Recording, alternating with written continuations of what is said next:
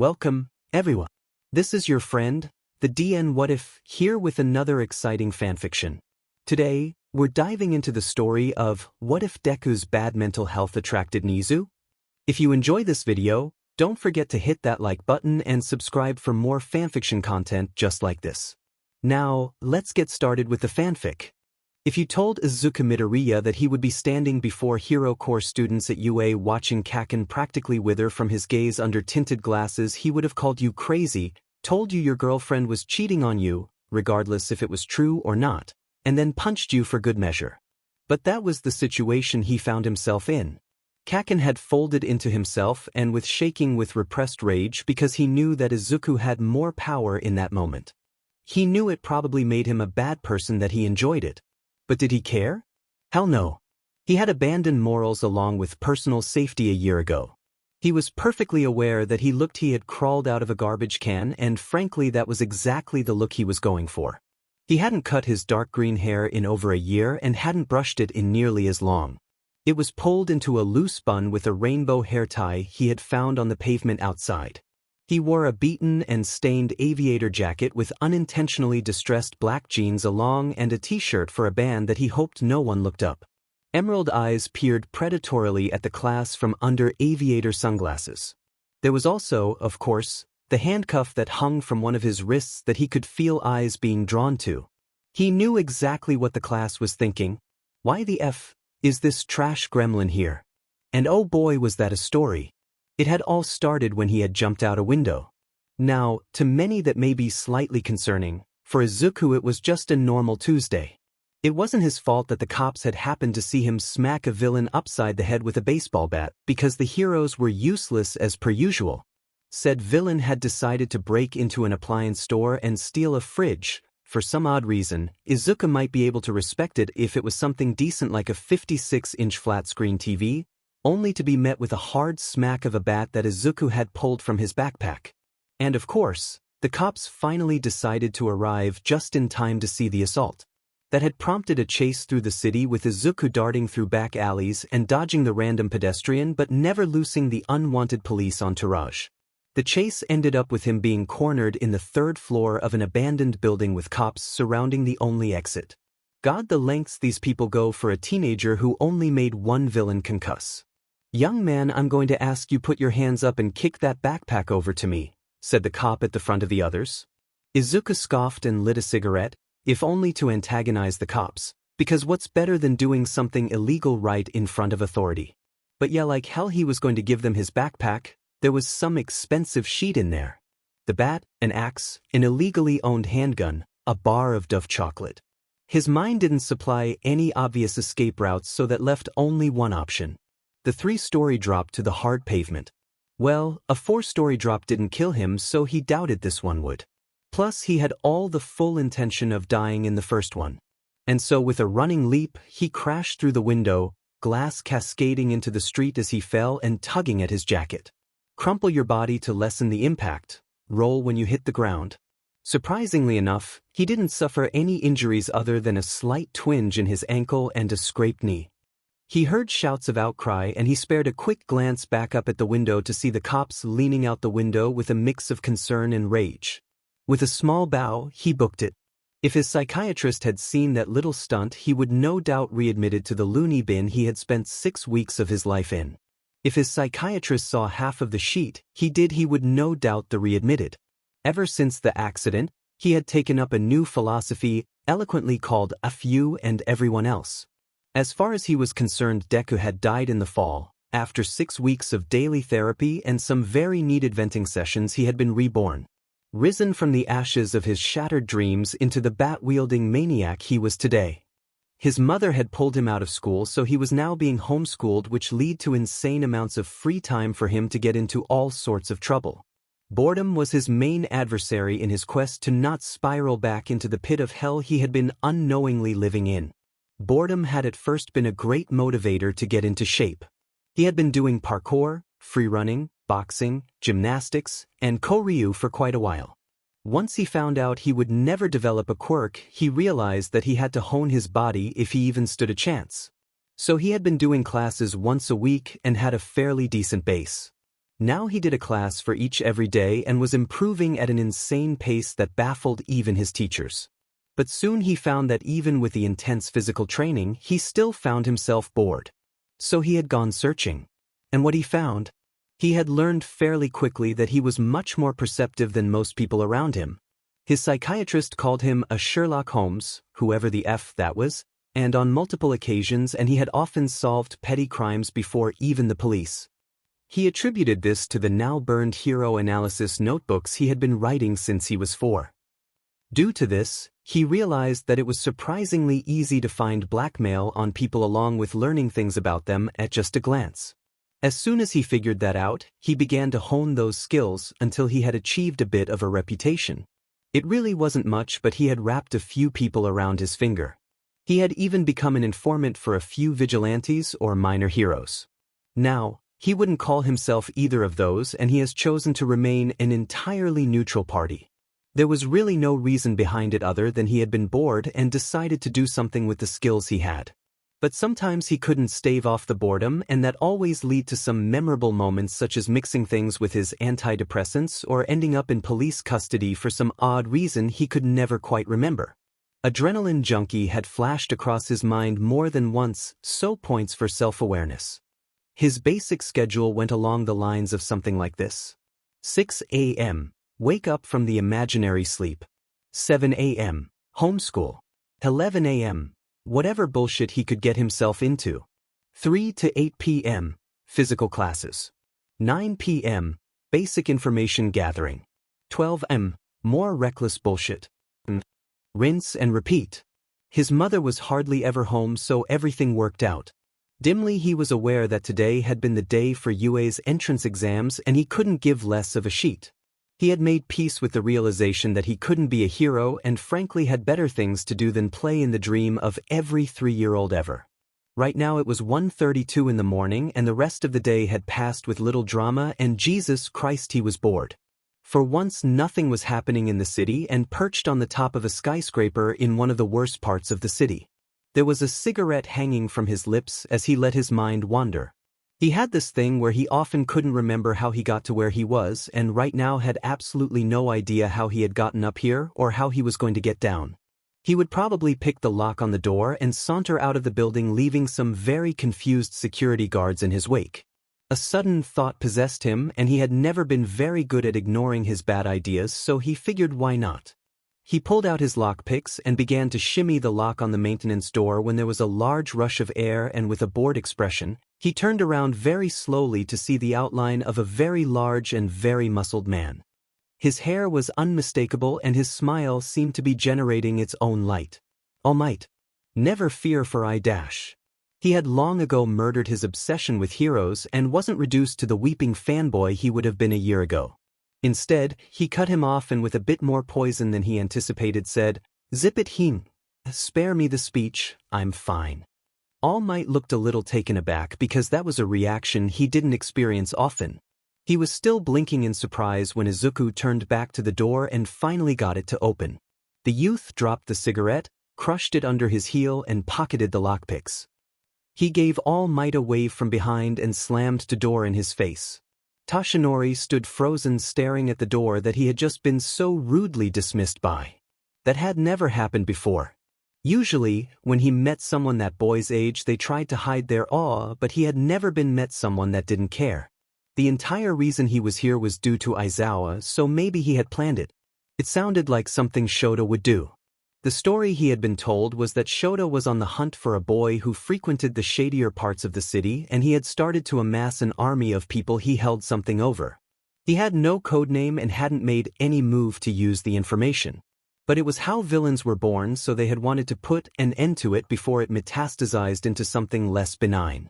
Shota had found a video of the boy when he had shown it to the police to see if they knew anything. They had all consecutively groaned.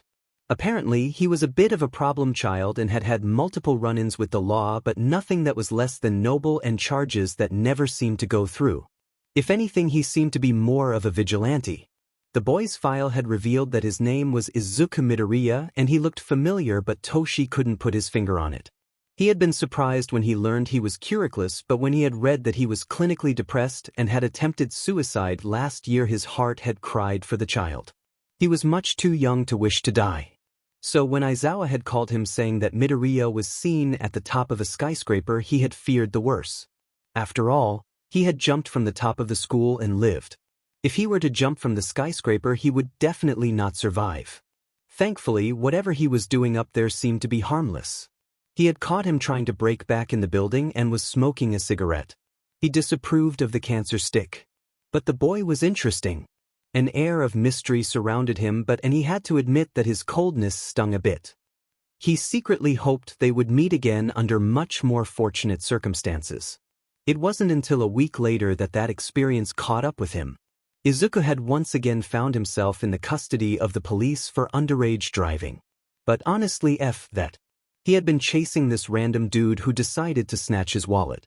So he naturally grabbed the nearest motorcycle and took off after the guy. When they had caught him, but not the thief, they had slapped H.N.H.S. on him, and Izuku raised a green eyebrow and whispered, "Kanging," under his breath, which made one of the female cops snort. Inko couldn't be reached, mostly due to the fact that Izuku had long ago blocked the police's number on her phone, and they ran through a series of events and what was going to happen. Izuku only sighed. He knew how this was going to work. They would unsuccessfully try to intimidate him, they would review their paperwork, they would find the massive loopholes in the system, they would return dejected because he was quirklessness, they couldn't do anything, and bing bada boom, he was free to go. Honestly, why did they even try? But you can imagine his surprise when the police walked in with two people that had no reason to be there. First, it was All Might, his large stature filling the holding room. Izuku only gazed at him with a disinterested eye. The man next to him was much more interesting anyway. He looked like a much older version of Izuku with dark tangled hair and tired eyes that rivaled Izuku's. A large scarf was tied around his neck and looked overall really done with everything. He immediately decided he loved the guy. Something about his was familiar, but he couldn't quite figure out what exactly it was. "Well, hello, people I either don't know or don't care about," Izuku said with an overly bright smile. "What you doing here?" "We're here to talk about what we found in your backpack," the dark-haired man's hoarse and exhausted voice replied. Yeah, he was currently down an axe, a bat, a handgun, a small sword, and of course, his prized notebooks of information and blackmail. "Look, the weapons aren't mine." The man raised an eyebrow. "We aren't here for that impressive assault." So they were here for the notebooks then. He could probably figure out why, but his insomnia was catching up with him, and he didn't particularly care at that moment. Good to know. "So why is Mr. G.I. Joe here? No offense, Mr. All Might, sir, but he doesn't seem like the best person for anything other than illegal weapons, and I feel like he had better things to do than deal with it." 15-year-old who stole a motorcycle. He shouted the last part, flipping off whichever cop was unlucky enough to be behind the one-way glass. The man seemed thoroughly unamused, and All Might looked surprised at his blatant disrespect for authority. "It's about the notebooks." "Yeah, I figured." "How did you get that information?" I asked. The man didn't buy that for a second. "What does it matter to you?" The man sighed before rubbing his bloodshot eyes. "I've been keeping an eye on someone who seemed to have blackmail on a fifth of that part of the city." "I'm flattered, but it's more like a sixth. And Nezu took interest in you, so when we were told you got arrested, he sent us with a proposition." Izuku actually leaned back for that. Well, that was a curveball. Out of everything, that was not even on the first 10 pages of possibilities.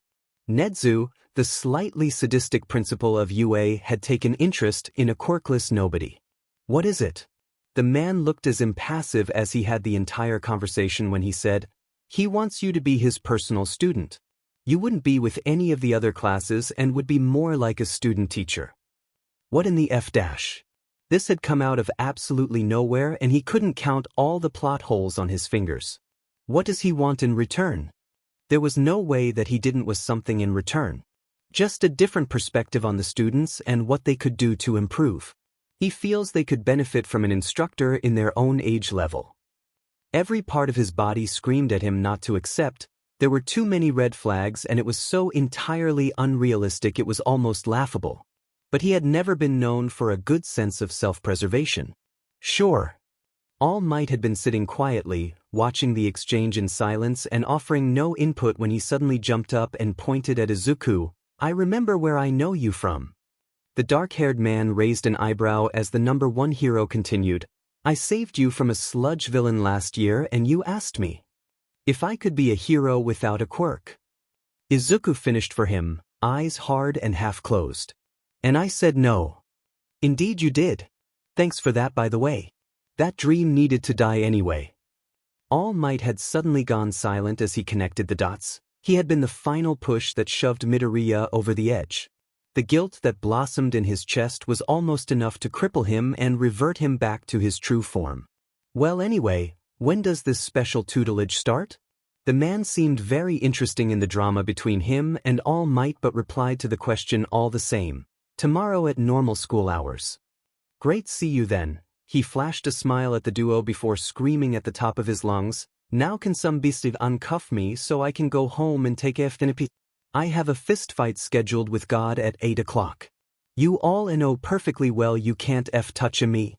At that precise moment, Aizawa realized that it was probably the worst idea Nezu had ever had. Izuku's first day did not start well. First off, his alarm didn't go off and he had no time to get ready. But then again, his version of get ready was drowning a pot of coffee in the space of 3 minutes and throwing on some questionably clean clothes. Due to his tardiness, he couldn't jumpstart his neurons with normal caffeine, so he grabbed one of the already made bottle that consisted of coffee, 5-hour energy, Monster, and Red Bull. So not exactly healthy, but one cannot be a living corpse on his first day of tutelage with the world's one and only rat bear thing.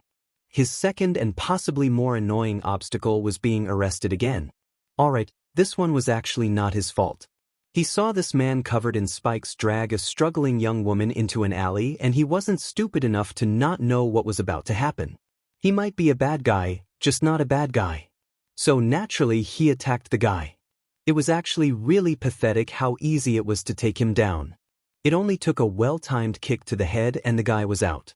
The woman nearly broke into tears in gratitude, but Izuku needed to get going now, so he told the woman to call the police as he booked it out of there. Only to run point blank into a cop. Jesus, the universe hated him. Do not be fooled, behind this cop's blubbery face and handlebar mustache burned a hate for Izuku to rival the flames of hell.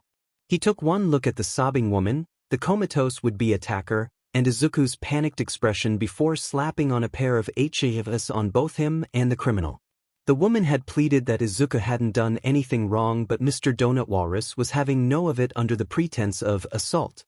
Izuku just glared at him and said with a deadly calm voice, "You know perfectly well what would have happened if I didn't intervene. Sure, let's go ahead and say it was assault, but if that's how we are playing the legal system, you have the moral backbone of scented candle." At this, sir, evil cop had the audacity to be offended, waving a fat finger in his face, going off about respecting his elders and keeping his mouth shut. Izuku felt his temper mount but just huffed when Mr. Donut walked away to call this into the station. Now was the perfect time to make a break for it. So he did. Bolting across the street, hands still cuffed, he heard the shouts of Rent-A-Cop yelling at him to stop and his heavy footsteps in his half-hearted attempt to chase after him. Soon enough he found himself at the gates of U, only half an hour behind schedule. His hair was in a literal afro because of sweat and humidity. Luckily for him, he found a discarded rainbow hair tie on the floor just outside the building and pulled his dark green hair into a dark bun, trying to make an at least decent impression. At some point on his sprint to the school, he had managed to liberate one of his hands from the cold steel prison. The other, however, remained stubbornly attached to his wrist. He wandered into the school, not even pausing to stand in awe at the fact that he was entering the school of his dead dreams. He had changed, heroes no longer entranced him and villains didn't seem quite so villainous. The only reason he was doing this was to try and stave some of the boredom that nipped at his heels like he had Kaken's as children. Kaken. He had gotten into UA, hadn't he? Oh, that was just too good. Ever since his suicide attempt, he and Kaken had reached an unsteady neutral ground. He had come to visit him in the hospital to say that was a shitshow was an understatement. Although, they had somewhat settled some of their differences during that particular screaming match. He looked back at his time at the mental ward with fond memories that involved being chased across the hospital and his psychiatrist busting down a door just to call him a demon and then leave. There was of course the time when he had attempted to find a way to avoid the insomnia his meds caused, which led to 2 days and 3 notebooks full of incredibly detailed drawings of heroes in various stages of death and conspiracy theories about how quirks were corrupting society and how they should be abolished, leaving the quirkiness to rule the world. Good times.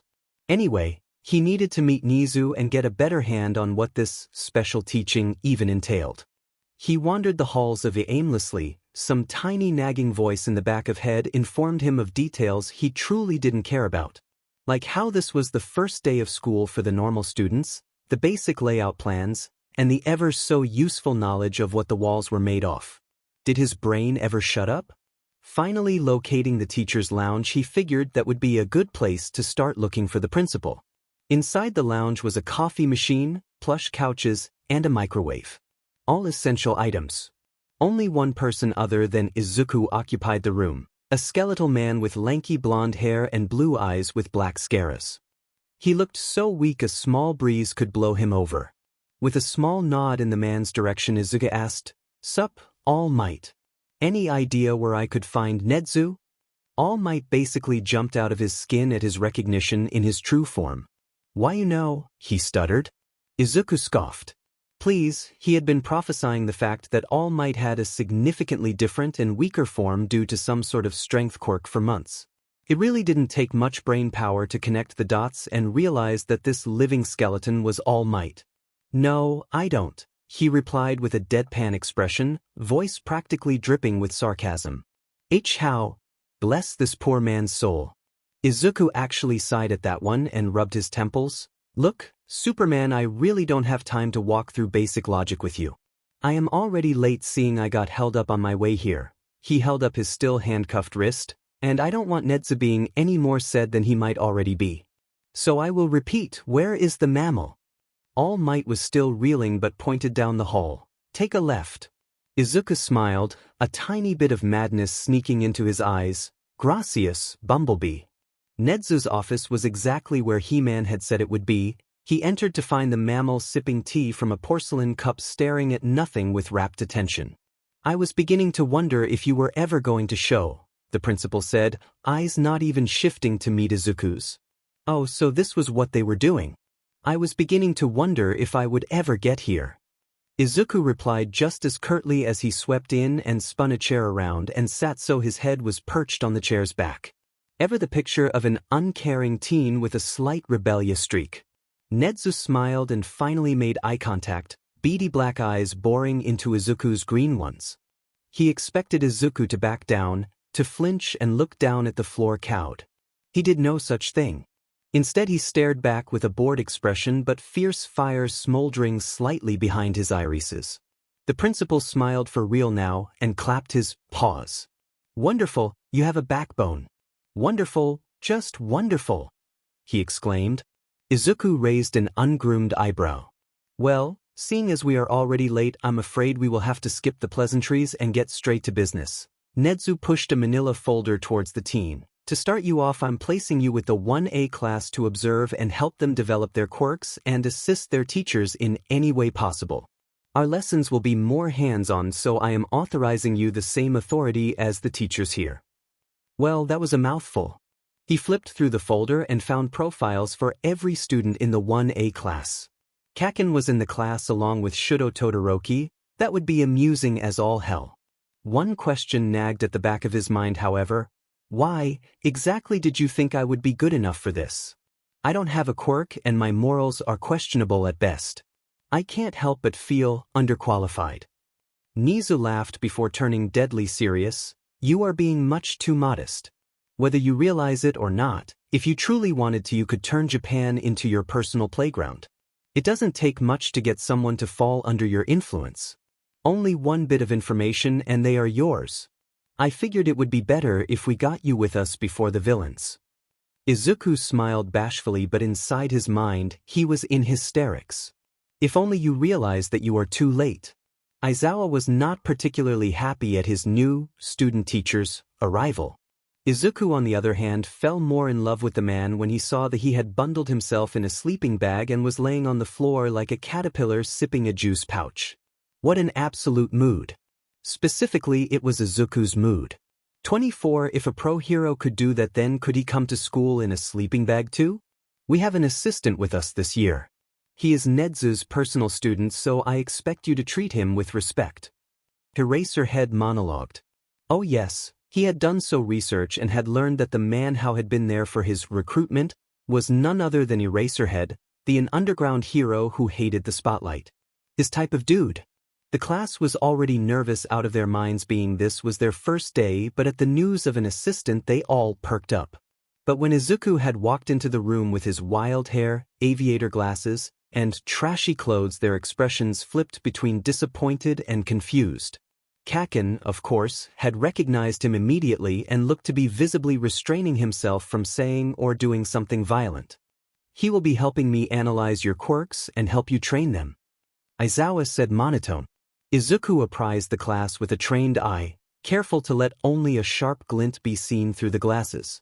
He adjusted his posture to appear confident and commanding, only to immediately let it return to normal because he realized he didn't care. I'm Izuku Midoriya, your new resident trainer apparently. More eyes landed on his HNs. I honestly have no effing clue why I'm here, all I know is that I got arrested yesterday and then boom, I have a job. Aizawa glared at him, but Izuku only turned to him and said, wait, am I even getting paid for putting up with these brats? Izuku didn't miss the smile that tugged at his lips for a millisecond before it turned back to its granite mask. He was winning him over then. No, you are not. Now everyone needs to put on their gym uniforms and meet us on the field. While the students were getting ready, Aizawa moved to talk with Izuku. Probably tell him what the hell he was planning and what was his role in it. I'm conducting a quirk assessment test. You will be watching the students and see what they could do to improve them. Aizawa's bloodshot eyes lingered on Izuku. I really don't want you here, but if you're as good as Nezu thinks you are, better not disappoint. Izuku gave him his most annoying smile. Why would you ever underestimate me? After all, I have a sixth of the city wrapped around my finger. The first few students had begun to trickle onto the field, and Eraserhead explained the quirk assessment while Izuku not so inconspicuously lit a cigarette and observed. A girl with short brown hair inquired about the orientation, and Aizawa's answer led to an almost comical round of gasps. When he had asked Kaken to throw a softball using his quirk, Izuku couldn't help but be impressed with his 705.2 meters. Kaken had really grown. But then Aizawa had dropped the bomb that the lowest scoring in this exercise would be expelled. He scoffed at how the students reacted to the obvious lie. Did none of them have actually functioning brains? Soon enough the 50-meter dash commenced and Eraserhead joined Izuku on the sidelines. He glanced at the cigarette before sighing and returning his attention back to the students. Tenya Ida's quirk was practically built for this test, but they would have to work on to getting to a higher gear faster. As they ran through the roster, Izuku pulled out his water bottle of pure caffeine that he hadn't had a chance to drink yet. Aizawa eyed the bottle hungrily, and Izuku knew that he was just as tired, if not more so, due to the bags under his eyes. Would you like some? What even is it? Coffee, 5-hour energy, Monster, and Red Bull. Eraserheads considered it for a moment before extending his hand.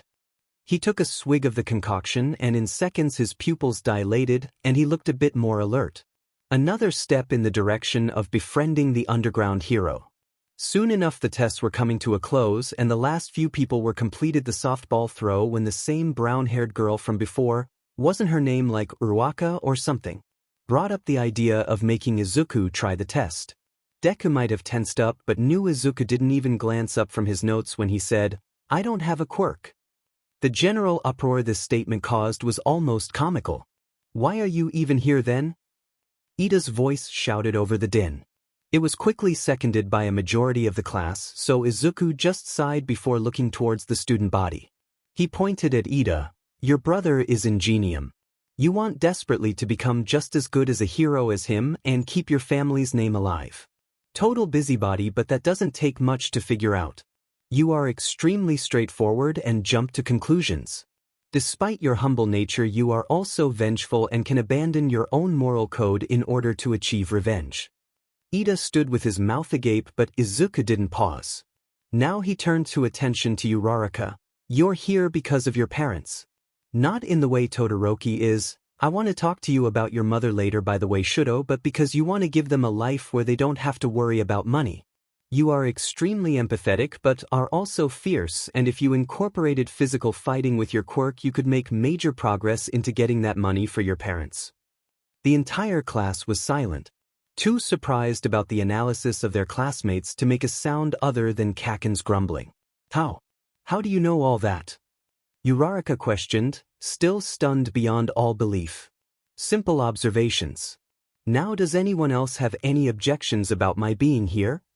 Kaken apparently had multiple objections. Being that he snapped and flew at Izuku, shouting, "I do you a-hole. The F, are you even doing here, do?"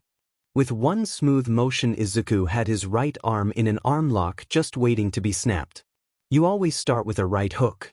I recommend you fix that, Kaken. His comment about Todoroki's mother had been forgotten by everyone other than Todoroki. He approached Izuku later that day with his stone-cold expression. What do you know about my mother? Izuku looked up from his notes and smiled softly when he saw Todoroki. Your mother was in the same hospital I was in, and she became one of my best friends. I've briefly met your sister and I know about everything that happened between all of you. Todoroki stiffened minutely before speaking, and your point? I want to bring Enduhor to justice. Night had fallen in the city, casting deep shadows into the alley Izuku was meandering down, earphones blasting rock music full volume as he read posts on the Hero Forum. He had once been such an active member on the forum that he had almost made him an admin, but then they found out he was only a kid, and although they were thoroughly impressed by his analysis of the heroes, they couldn't let a child be running the website. After his accident and thorough smashing of his dreams, he had gone completely silent on the website and had seriously contemplated deleting his account, but then realized that it was a wonderful way of receiving information, and ever since Aizawa had said that he had a fifth of the city wrapped around his finger, he resolved to make that statement true. At least Izuku Midoriya needed to get a fifth of the city wrapped around his finger. He still couldn't get over how he hadn't been recognized. The pro-heroes were just as disappointing in person as they seemed when he observed them during villain attacks. They had not only missed recognizing one wanted man but two. It was almost impressive. He had honestly expected more from Nezu. He had been almost 100% positive that he was at least recognized one of his secret identities. He was still pretty sure they were trying to play him until Nezu had said they wanted to get him before the villains. But Witch and Beetle were still at large, and an entire school of pro-heroes had no idea that they were teaching among. That actually made him giggle. Right in the middle of a dark alley at midnight. That probably looked insane. But if the fact that a vigilante and a villain were currently teaching at the best hero school in Japan wasn't a reason to start giggling uncontrollably, then he didn't know what was. Which had been created before Beetle. Both had been almost total accidents. Which was a vigilante that had been born of pure spite of one-upping the heroes, and Izuku was nothing if not extra, so he had embraced the role with a passion unmatched by even the most passionate passion fruits. He had created a costume and designed his own weapons and had taken to the streets for his debut, crashing villain parties and stopping more serious crimes than Izuku's random thief. He may have lied on his mindless ramblings on the roof. He had first met All Might when he said he didn't consider himself an informant or a vigilante. That was true to an extent. Izuku wasn't an informant or a vigilante, but Witch and Beetle, not so much. Beetle dangled dangerously close to the line of villain. That idea had spawned when he realized how much easier it would be to take down villains if he got to know a few. And so Beetle was born, and that had honestly grown into something so much bigger than he had initially intended. It had originally started with him being a double agent for himself, then Beetle got out of hand and had taken up the role as an informant for the villains, and if Izuku was being totally honest, he didn't overly mind it. He had even made a few villain friends as Beetle, like Kurogiri, a dude with a warp gate quirk who was really just tired of dealing with the antics of the others like Toga, Dabi, and Shigaraki. That was probably another reason he kept his stupid forum account. Witch and Beetle both had their own pages, and it was honestly the highlight of his life whenever someone tried to figure out their quirks. for some reason, which had gotten like super popular. He had the whole shebang, self-insert fanfiction, NSFW fan art, and the occasional shipping war. There had once been someone who had tried to convince the rest of his fanbase that he and Beetle would be super compatible, and Izuku had spent half the day in near tears. If there was one thing he wasn't good at, it was self-love. He attributed Witch's popularity to his flair for dramatics, unique personality, and his very, very impressive escapes from custody. But tonight he hadn't donned Witch's ice blue braid or Beetle's fiery orange and yellow space buns. That had been Toga's idea, and it worked surprisingly well. As he had mentioned earlier, Izuku needed to get a fifth of the city wrapped around his finger, so he hadn't dyed his hair and was wearing his beloved aviator jacket. He was headed to his favorite information gathering spot in the city, and he was almost to its entrance. The door was as inconspicuous as they came, and if you didn't already know about it, you wouldn't even so much as glance at it. He cracked it open and confidently walked down the dusty steps, eyes adjusting to the harsh light, and his nostrils flared at the stench of sweat and blood. Encouraging shouts sounded from the bottom of the stairwell, followed by thumps and grunts. Reaching the bottom, he watched two unknown competitors throw punches and lunge at each other with brutal kicks and elbows. One had shoulder-length brown hair that hung in sweaty strands, while the other had skin so pale it looked translucent, and it took Izuku less than a moment to determine that the brown-haired man was going to win. He took a seat at the bar and continued to watch the fight with a nod at the barkeep, who passed him his usual order of tequila. Sure, they were both built like trucks and were handsome enough to appear in his wet dreams later, but the pale guy was losing stamina fast and was lashing out with absolutely no tact or planning. They both fought like uncultured swines, but at least the other one looked to have some form of plan. That's another reason he loved this place. He could make bank at betting on who would win these matches. He was almost never wrong. Add money making with loose-lipped patrons who were drunk on bloodlust and cocktails, and you had the makings of a perfect establishment. Sure enough, the pale man was flipped on his back and pronounced unconscious by the ref, who lifted the brown-haired man's arm into the air in triumph and asked if anyone wanted to challenge the current champion. Not a single person rose to the challenge, and Izuku couldn't help but roll his eyes. It would be so easy. I could do it. Are these idiots really too scared to actually go against that absolute goosefoot? Well, how about you try it, Pipsqueak? And that's when Izuku realized that he said that out loud, and the current reigning champion was staring at him with righteous fury, apparently not too keen on being called an absolute goosefoot. Well, one can't back down from a challenge. And if he calls my bluff, then I'll lose all my street cred. So he sighed and drowned the rest of his glass and handed off his coat to the barkeep, who cast him a sympathetic glance that he definitely didn't need. The entire room watched with bated breath as a scrawny 15-year-old stepped up to face off against a man who was about 3 times his size. He saw a few bets being placed mostly against him, but he noticed a few of the people who knew him casting them in his favor with crooked smiles. He mentally calculated how fast this fight was going to last, and he rounded it off at 2 minutes max. I can't fight like Witch does. He walked into his corner, and the other man, obviously surprised that he had actually risen to the challenge, stalked to his own, while the pretty pink-haired ref stood in the middle waiting to call the fight. She told them the rules: no using your quirks, no killing, etc. They both squared up, but Izuku had no intention of actually using his fists first. With a whistle, the ref stepped out of the ring, and the man flew at him just like he thought he would. He ducked and, centering all of his weight onto his left foot, kicked his right leg into the air so he was in a sideways splits and hit the man right under his chin, knocking his head into the air and for him to stagger back a step. Taking advantage of the momentary stun, he twisted so he was on the side of the man and took a jab at the space right between his ribs and his pelvis, but the man turned right before, so it didn't connect properly.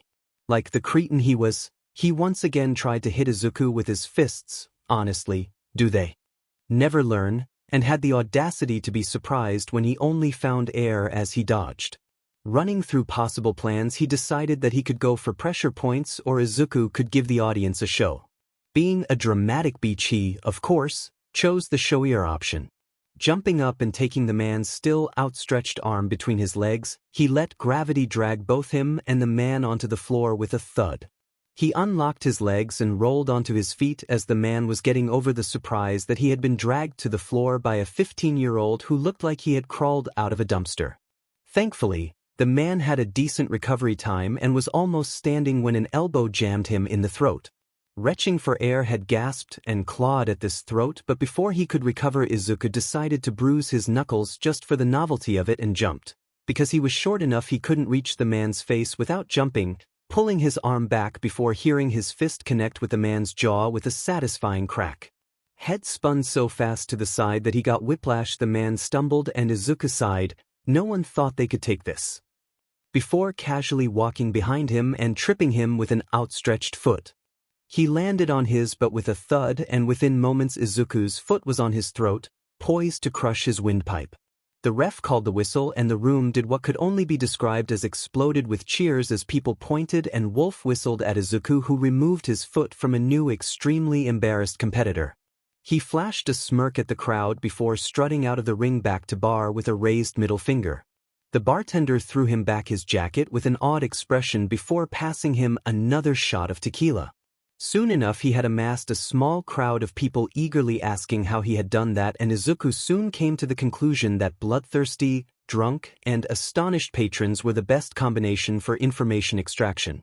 They were all too compliant to share personal information, and with a few well-timed minutes of silences on Izuku's part, he had the entire life story of 3 men and could gather that one of them was having an affair, the second had eloped with a girl he no longer loved, and the third had about 7 girlfriends. He quickly typed this information onto one of the notes titled Blackmail on his phone along with the men's names. You'll never know when you needed info on a stranger who was random at the time. It continued like this for another hour, his notes growing longer and longer until they had reached the max limit and he decided he was done for the night. With a wave of his hand, he excused himself and strutted out into the alleyway. He would definitely need to participate in the fights more often. His clock read 4:34 a.m. when he crawled through the window into his room and flopped onto his bed. In the faint light of the street lamp outside his window, he could see the empty spaces on his walls where the posters for All Might had once been hung and the missing figurines that had stood vigil on his desk all those years. Now it was bare and he hadn't found time to redecorate. He felt tears start to prick the corners of his eyes at the thought of the memorabilia that had played such an integral part in his childhood, that had worshipped the man that had crushed his dreams. He didn't really blame All Might. He was being realistic and hadn't been wrong, but you can't exactly let the destruction of the tiny bit of hope that he had harbored for so long get snuffed out by a few harsh words. Maybe that's why he had been driven to do it. Maybe he just wanted to get back at Kaken. Maybe. R.I.P. He needed to get out that pity party right now. If he went down that road, he really didn't want to know where it would lead. He doubted he would get to sleep without those thoughts swirling around and keeping him up. So, he dragged himself over to his desk and reviewed his notes on Class 1A. He now was playing every court, villain, vigilante, and now hero. He still had a job to do and he was hardly a slacker. He wondered if he could take Aizawa into giving him a day to do individual training on each of the students. He had some basic starting plans, but he hadn't seen enough of them to get concrete reads on them. Nezu might also decide to have him branch out to other classes, and that would add a substantial addition to his workload. Then there was the plan to deal with Endohor. Todoroki looked very eager, and if anything Ray had told him was even remotely true, then he couldn't blame him. He hadn't had the pleasure to meet the man in person, but based on his basic profiling he was a major a-hole. Of course, he could never support a man how abused his family. Just the thought made his blood boil. Oh, Endohor would get what was coming to him, and he might just enlist Beetle and Witch's help in taking him down. This motherfucker isn't going to stand a chance. Izuku almost puked when All Might entered by proclaiming, "I am here," coming through the door like a normal person. How corny and idiotic could this guy get? He had literally seen him twice in the span of 2 days, and the very idea of having to ghost the class and spend time with the man was exhausting. It was almost enough to make him want to throw himself from a roof again. Geez, file that one away under things to never say in front of my therapist. It was an ever-growing file, and that was probably worrying. Anyway, back to Hime. Class 1A responded to the dramatic entrance with odd gasps, and one student, his name was like Kaminari or something, even stated the obvious, that it was really All Might, with wide eyes. And to think that a mere 10 months ago he would have been among them, with shining eyes and practically worshipping the man. They said to never meet your heroes, and he had yet to receive substantial evidence that whoever in this equation was wrong. The only person who even somewhat lived up to his expectations was Eraserhead, and he had already had Izuku's respect for avoiding the media like the plague, and then had won his heart with his absolute ability to not care. They were kindred spirits, really. His gaydar was sending crazy signals whenever it was pointed at the older man, and it had never been wrong. He might have swooped in, but Aizawa and present Mike were OTP. He would definitely have to set them up sometime. A locked closet might prove useful perhaps. I wonder what Aizawa would do if I wrote some Eraser Mike smut and sent it to him. Under a pseudonym, of course. Suddenly, an ingenious idea struck him. What if I send it as Beetle? That would be hilarious. See how he reacts to having a villain send him smut, saying that he shipped him with present Mike. That would be priceless. Maybe show it to Toga, she would die. He resolved to do that at the first opportunity, Beetle screaming his agreement in the back of his mind. But then came the serious question. Should he write it purposefully bad or really well to make Aizawa question everything? He was interrupted from his fantasy by All Might's overly cheery booming voice, and young Midoriya will be observing with me. Blinking, he leaned back in his seat. What? All Might's grin faltered for a moment, and Izuku noticed he was wearing his Silver Age costume, and then promptly got mad at himself for knowing that. For the combat training, you will be observing with me and taking notes on how the students use their quirks in a real fight. They were doing combat training this early? Well, it didn't really matter. The faster he got acquainted with their quirks, the faster he could start training them to be better. Wait a minute, when did he start caring? That needed to stop immediately. But another part of being a hero is looking good. All Might bellowed, pointed at the far wall as it split open to reveal numbered boxes. The support team specially designed these for you based off the forms you turned in at the beginning of the year and your quirks. The round of cheers from the student body was almost deafening. I mean, God, they can help you with your quirks, but it was still just over-glorified fabric. Get dressed and meet us at Training Ground Beta. All Might gestured for Izuku to follow him, and he reluctantly stood and shuffled after the number one hero. Once outside, Izuku lit the cigarette, making Toshinori frown, but the muscled man said nothing.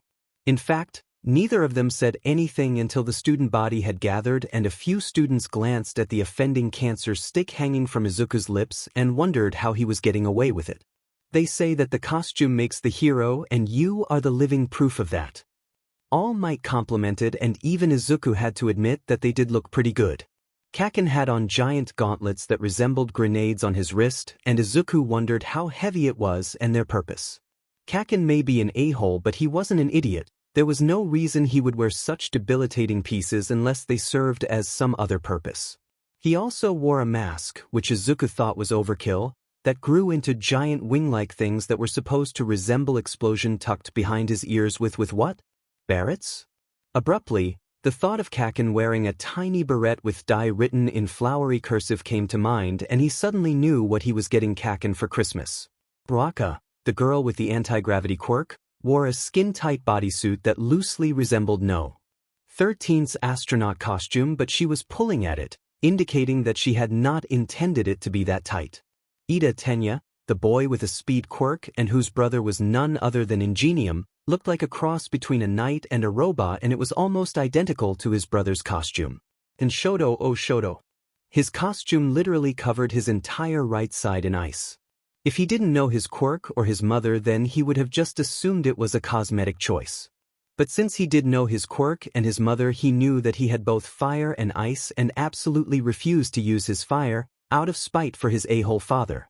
He literally was trying to hide that part of him. Right? I got my own share of daddy issues, and Endeavor is still a major D.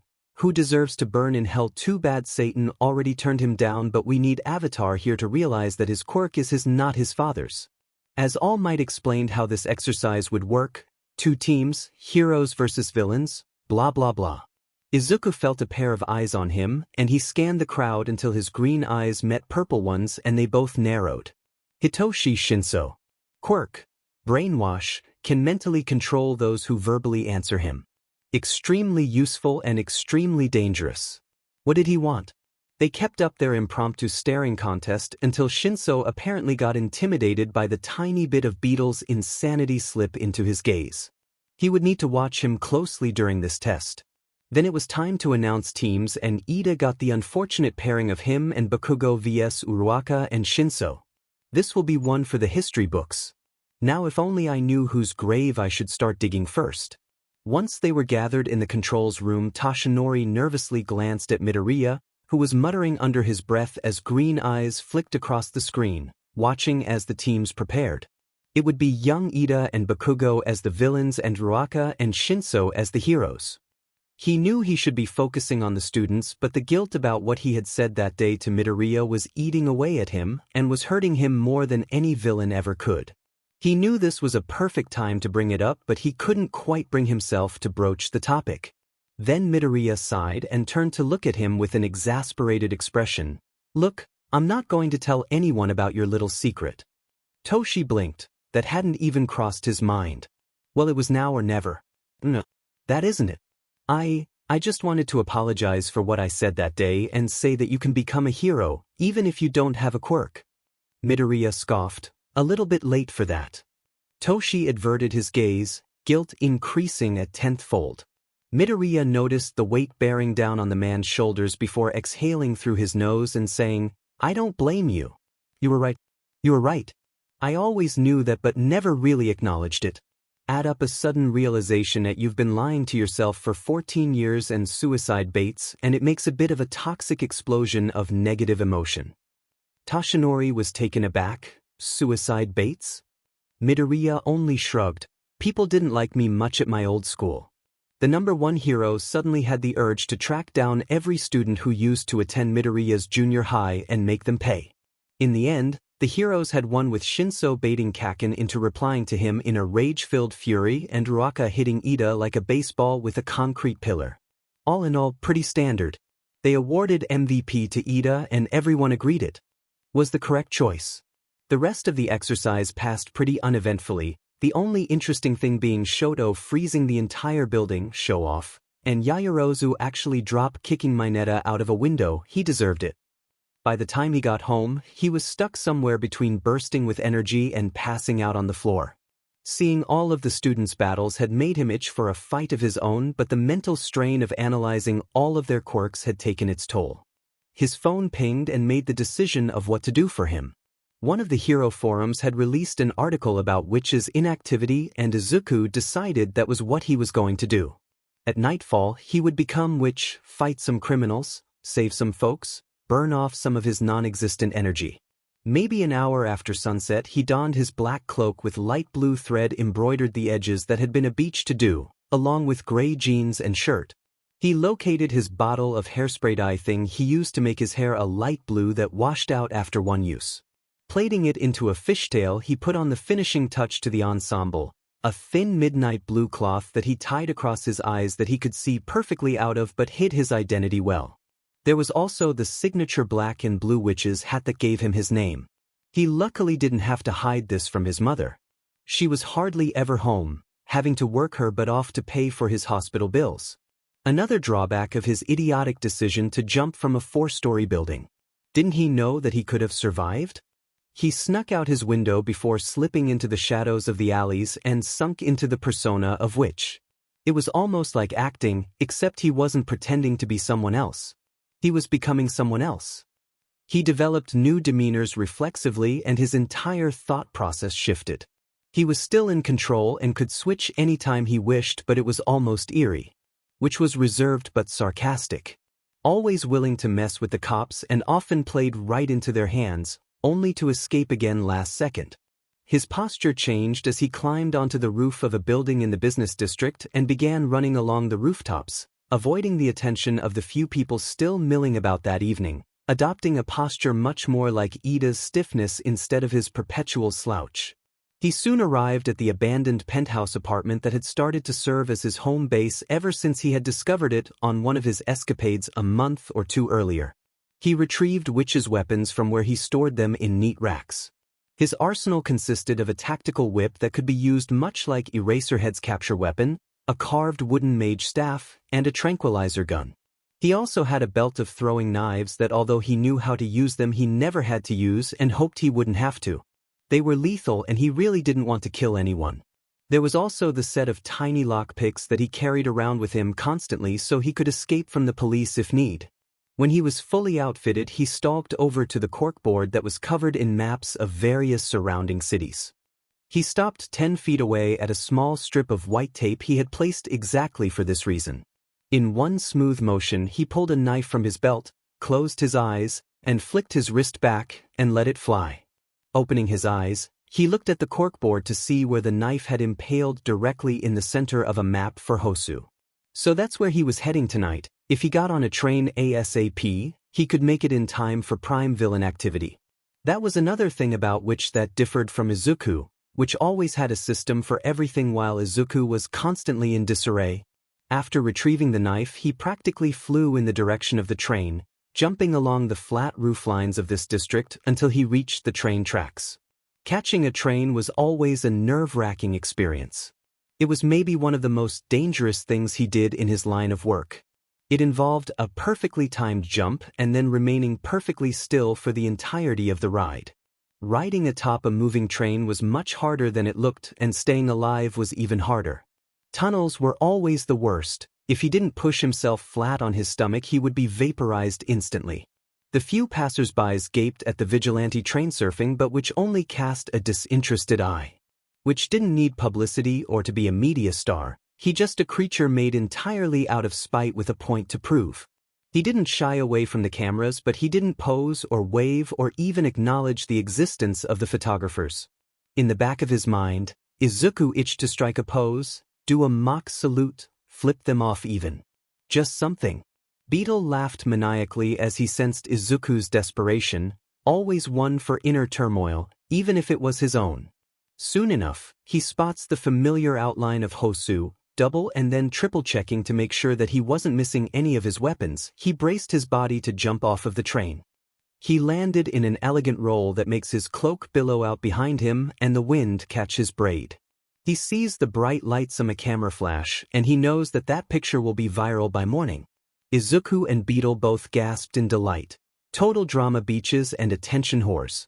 The idea of their face plastered over every website made them nearly faint. Which was much more sensible, however. The more publicity each of them got the easier it would be to compare images of the three of them and connect the dots that they were all the same person. Face remaining impassive, he scrambled away from the tracks and melted into the shadows of the city. The tangled alleyways of Hosu were perfect villain territory and he wanted to get at least one tonight. It was 1:43 a.m. and the police thought they had him. Granted, he was currently sitting the back of a police cruiser handcuffed next to the villain he had captured earlier that night. The two cops in the front seat were bantering about how proud the detective would be of them for finally getting the vigilante that had caused him so many headaches in custody. Beetle and Izuku both simultaneously scoffed.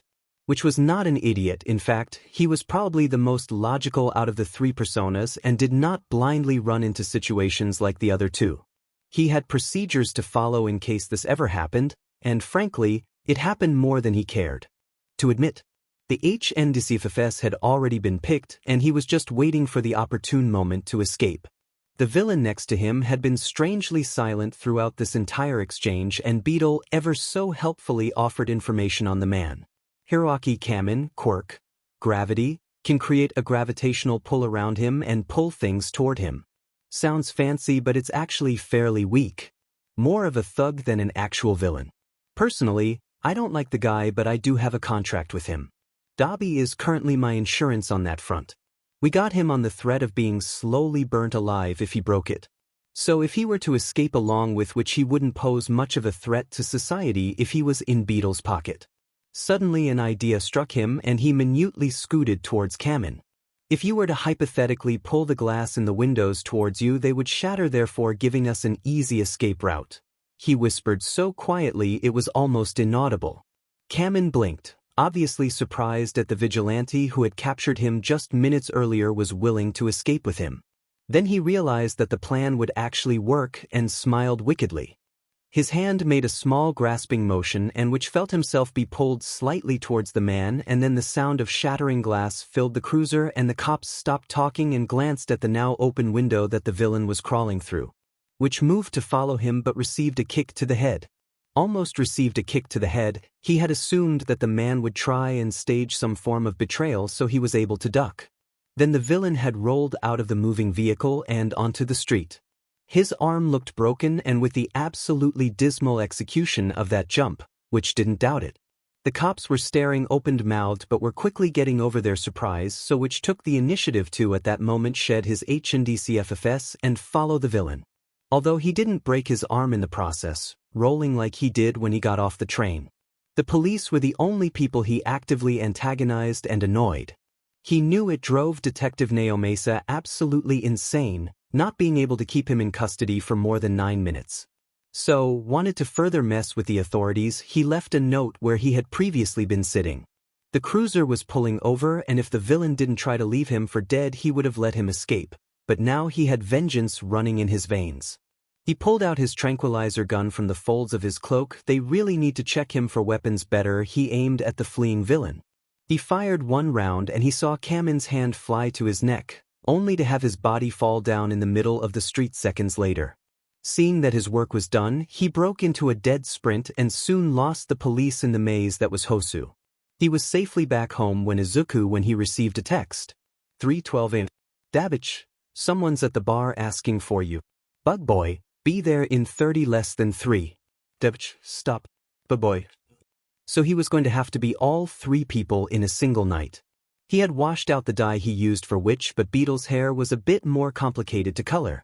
It was a faded umber that changed from red to orange to yellow, giving it a fiery appearance. It took a good 15 minutes to get it right and then to place it in Toga's twin buns. He used colored contacts to change his eye color to match his hair and then let Beetle take control.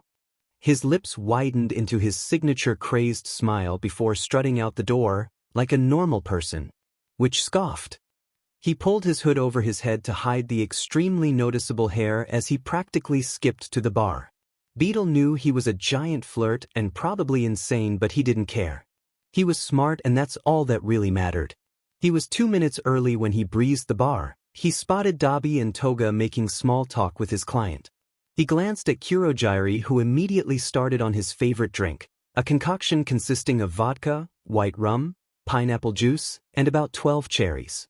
Everyone else found it disgusting, but Beetle thought it was delicious. He found a seat on Dabi's lap, who immediately pushed him off and then menacingly lit a fire in his hand, daring him to try it again. Beetle stuck his tongue out and then sat on Toga, who made a sound of delight and then started playing with his hair.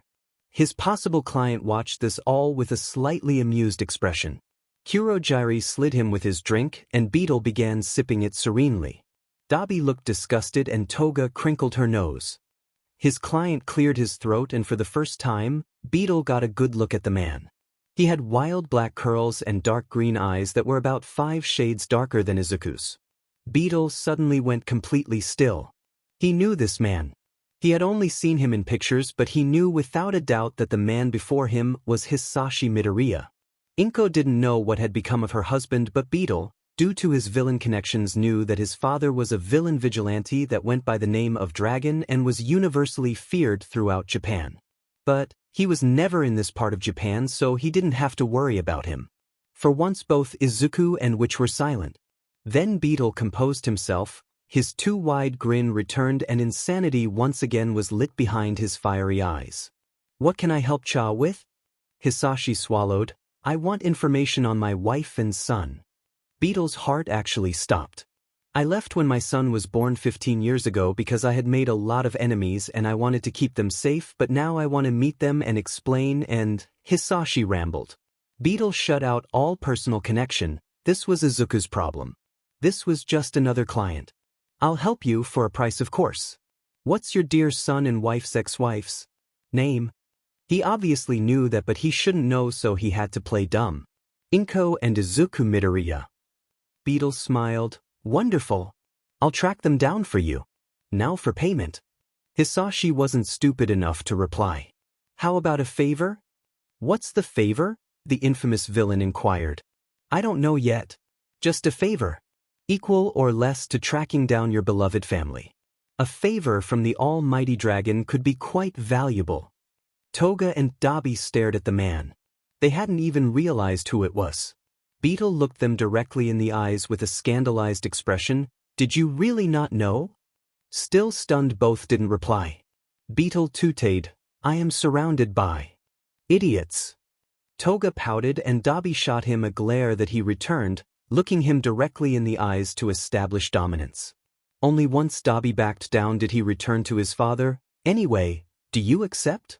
Hisashi nodded, I do. Beetle clapped his hands and then produced a contract from the pocket of his hoodie.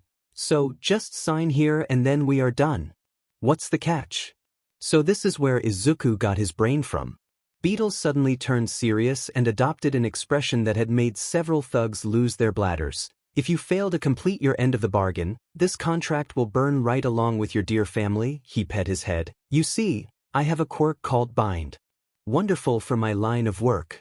It can let me create contracts that when signed, makes sure that whatever the contract entails comes true. He pointed to a bit of fine print at the bottom of the paper. If you look closely you will see that it says, if the signer doesn't complete their end of this bargain, closest family members will burn painfully. A lie, of course. In any other situation it wouldn't be, but he wasn't planning on killing his mother along with himself. He also didn't have a quirk, but they didn't know that and he had never once been questioned if he was bluffing. Plus, if they truly didn't uphold their end then he usually asked Dabi to do what the contract entailed. Hisashi didn't show any sign of weakness, but Beetle saw the slight hint of trepidation in his eyes. Then he blinked and it was gone. Deal. Beetle took another long sip of his drink as Hisashi signed the parchment. We'll be in touch. With that, Hisashi walked out of the bar and Dabi looked at Beetle like he was crazy. Did you just threaten Dragon? Beetle went to pat him on the cheek but was stopped when Dabi caught his wrist and he backed down, pouting. No, I just threatened his family. Are you worried about me, babe? Don't worry, we die like men. IFNG hate you. 3. How the hell did you just say that out loud? Toga giggled, still playing with Beetle's remarkably soft and fluffy hair. Practice, love. And then suddenly, as if she remembered something important, she jumped up. Oh, Beetle-kun. I almost forgot. I got some new eyeliner I wanted to try on you. Dabi groaned, but Beetle smiled brighter than the sun. Shoyuta was having a rotten evening. He had started off with him patrolling Hosu looking for villains. Even though the school had started up again didn't mean that he could slack off. Villains didn't pause for school, so why should he? For once, he was having no luck finding any criminals. At least that was until he spotted a familiar pointed hat and ice blue fishtail braid, the owner of which seemed to be locked in an intense battle with someone he presumed was a villain. The vigilante, which had been a pain in the side for the police for about 4 months. Constantly taunting them, leaving notes, sending pictures, and perhaps the most irritating, never staying in custody for more than 9 minutes. He debated stepping in right there, capturing both the villain and vigilante, erasing both of their quirks, whatever they might be, and turning them over to the police and making sure that they actually stayed in custody. But then he figured, why not let them burn themselves out in this fight and then swoop in when they were tired? So he observed, which moved with almost unmatched speed and switched between weapons almost flawlessly. First, he was defending himself against an onslaught of random objects that the villain seemed to be pulling towards himself, almost hitting which. How can he even see through that fabric around his eyes? There was much controversy about what Witch's quirk was. Some said it was the ability to escape from any situation, and that did certainly fit, but right now Shudo would bet on it being some form of enhanced senses. The villain was quickly running out of materials to throw at the vigilante, and Witch knew it. As soon as he saw an opening, he attacked like a viper, a whip unfurling and wrapping around the villain's legs, pulling him to the ground. In an instant, Witch was above the villain, a gun pointed directly into the throat of the villain. Before the villain could even beg for mercy, they pulled the trigger and a gunshot echoed through the alley where the fight had taken place. Aizawa was concerned that he had actually shot the man until he remembered that Witch never actually hurt the villains and that he carried a tranquilizer gun. The villain had gone still and Shoyuta was preparing to capture the vigilante when the cops, most likely attracted by the gunshot, appeared and promptly handcuffed both Witch and the unconscious villain. They loaded both of them into the back of their cruiser, and by the time they left, the tranquilizer was wearing off the villain, but everything seemed under control. Aizawa could see no easy way that Witch could escape, so he had left it, only to later stumble across those same police officers 7 minutes later and receive the news that Witch had once again escaped and left them a note. The note read, "Dear police, I was debating letting my time run into the double digits, then I got impatient. You really need to teach your officers how to pat down better. I was able to keep all of my weapons except my staff. Hold a seminar." What an absolutely infuriating and cocky child. Aizawa had then stalked off back to the city to look for villains there and try to take out his annoyance at both the police and himself. If only he had followed the cruiser when it left. Maybe Witch wouldn't have gotten away. He was still in a foul mood when he saw a boy in a dark hoodie picking his way through the back alleys of one of the bad parts of town. He briefly wondered what he was doing out at 4:30 in the morning, then he saw a bit of bright orange and yellow hair and paused. A young boy in the bad part of town in the early morning. Fiery hair. There could be other reasons, but there were only so many boys with hair like that. Beetle. Beetle was up there on the scale of annoying and illegal children. He would take Witch over Beetle any day. At least Witch caught villains. Beetle, however, was a villain. An informant of sorts that, based off what the villains they had captured said, had a quirk that made any contract he made come true. He had been attributed to multiple fires since he had made his debut 3 months ago. He was a slippery one, they had never even seen him. Only descriptions. Well, if he was wrong, what's the worst thing that could happen? The underground hero leaped off the roof he had been perched on, capture weapon already wrapped around the boy. He looked surprised, and then once he saw Aizawa, his face broke out into a brilliant smile that reeked of insanity. "Holy crap! You're Eraserhead. I've been captured by Eraserhead," he exclaimed in joy. He pulled back his hood and Aizawa got a good look at the boy, wild orange umber hair that was twisted into 2 buns with matching eyes that were wide with awe and madness. There were a smattering of freckles on his cheeks, and was that eyeliner? His face looked familiar, but Shoyuta couldn't place it. He was sure that he had never seen someone with such vibrant colors, so it was probably just coincidence. "I love you. You're so cool. What do you think of Present Mike? I think you would make a great couple."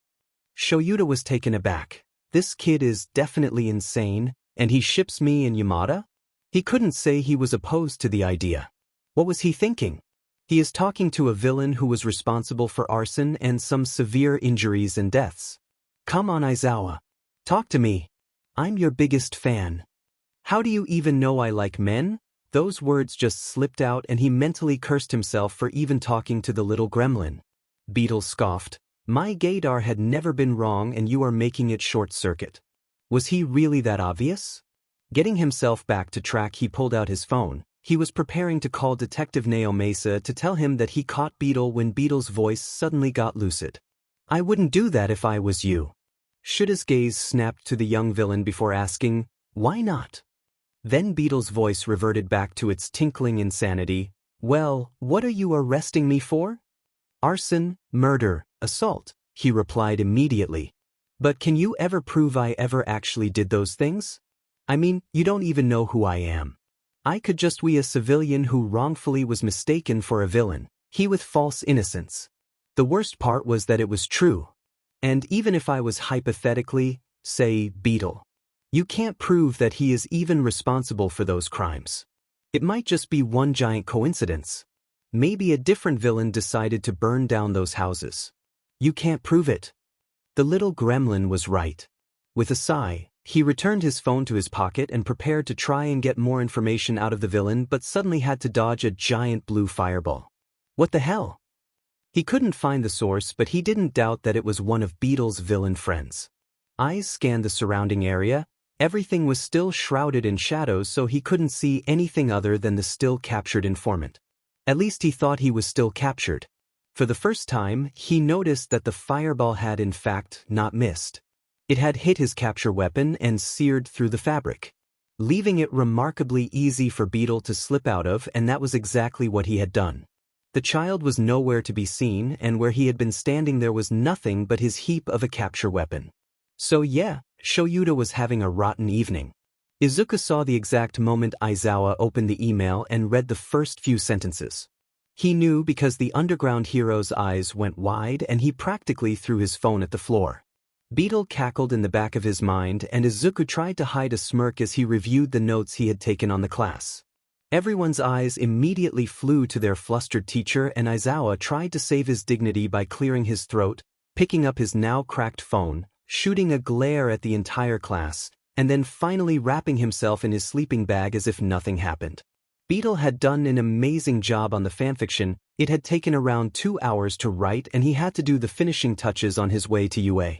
Beetle was a much better writer than both him, so he had to be very careful to not interact with anyone until he switched back to Izuku. Explaining why he had acted verifiably insane would be annoying. Their run-in with Aizawa had been nothing short of hilarious. Beetle and Izuku both had been raving about how furious Eraserhead had been when Dabi had burnt through his capture weapon and Beetle had disappeared.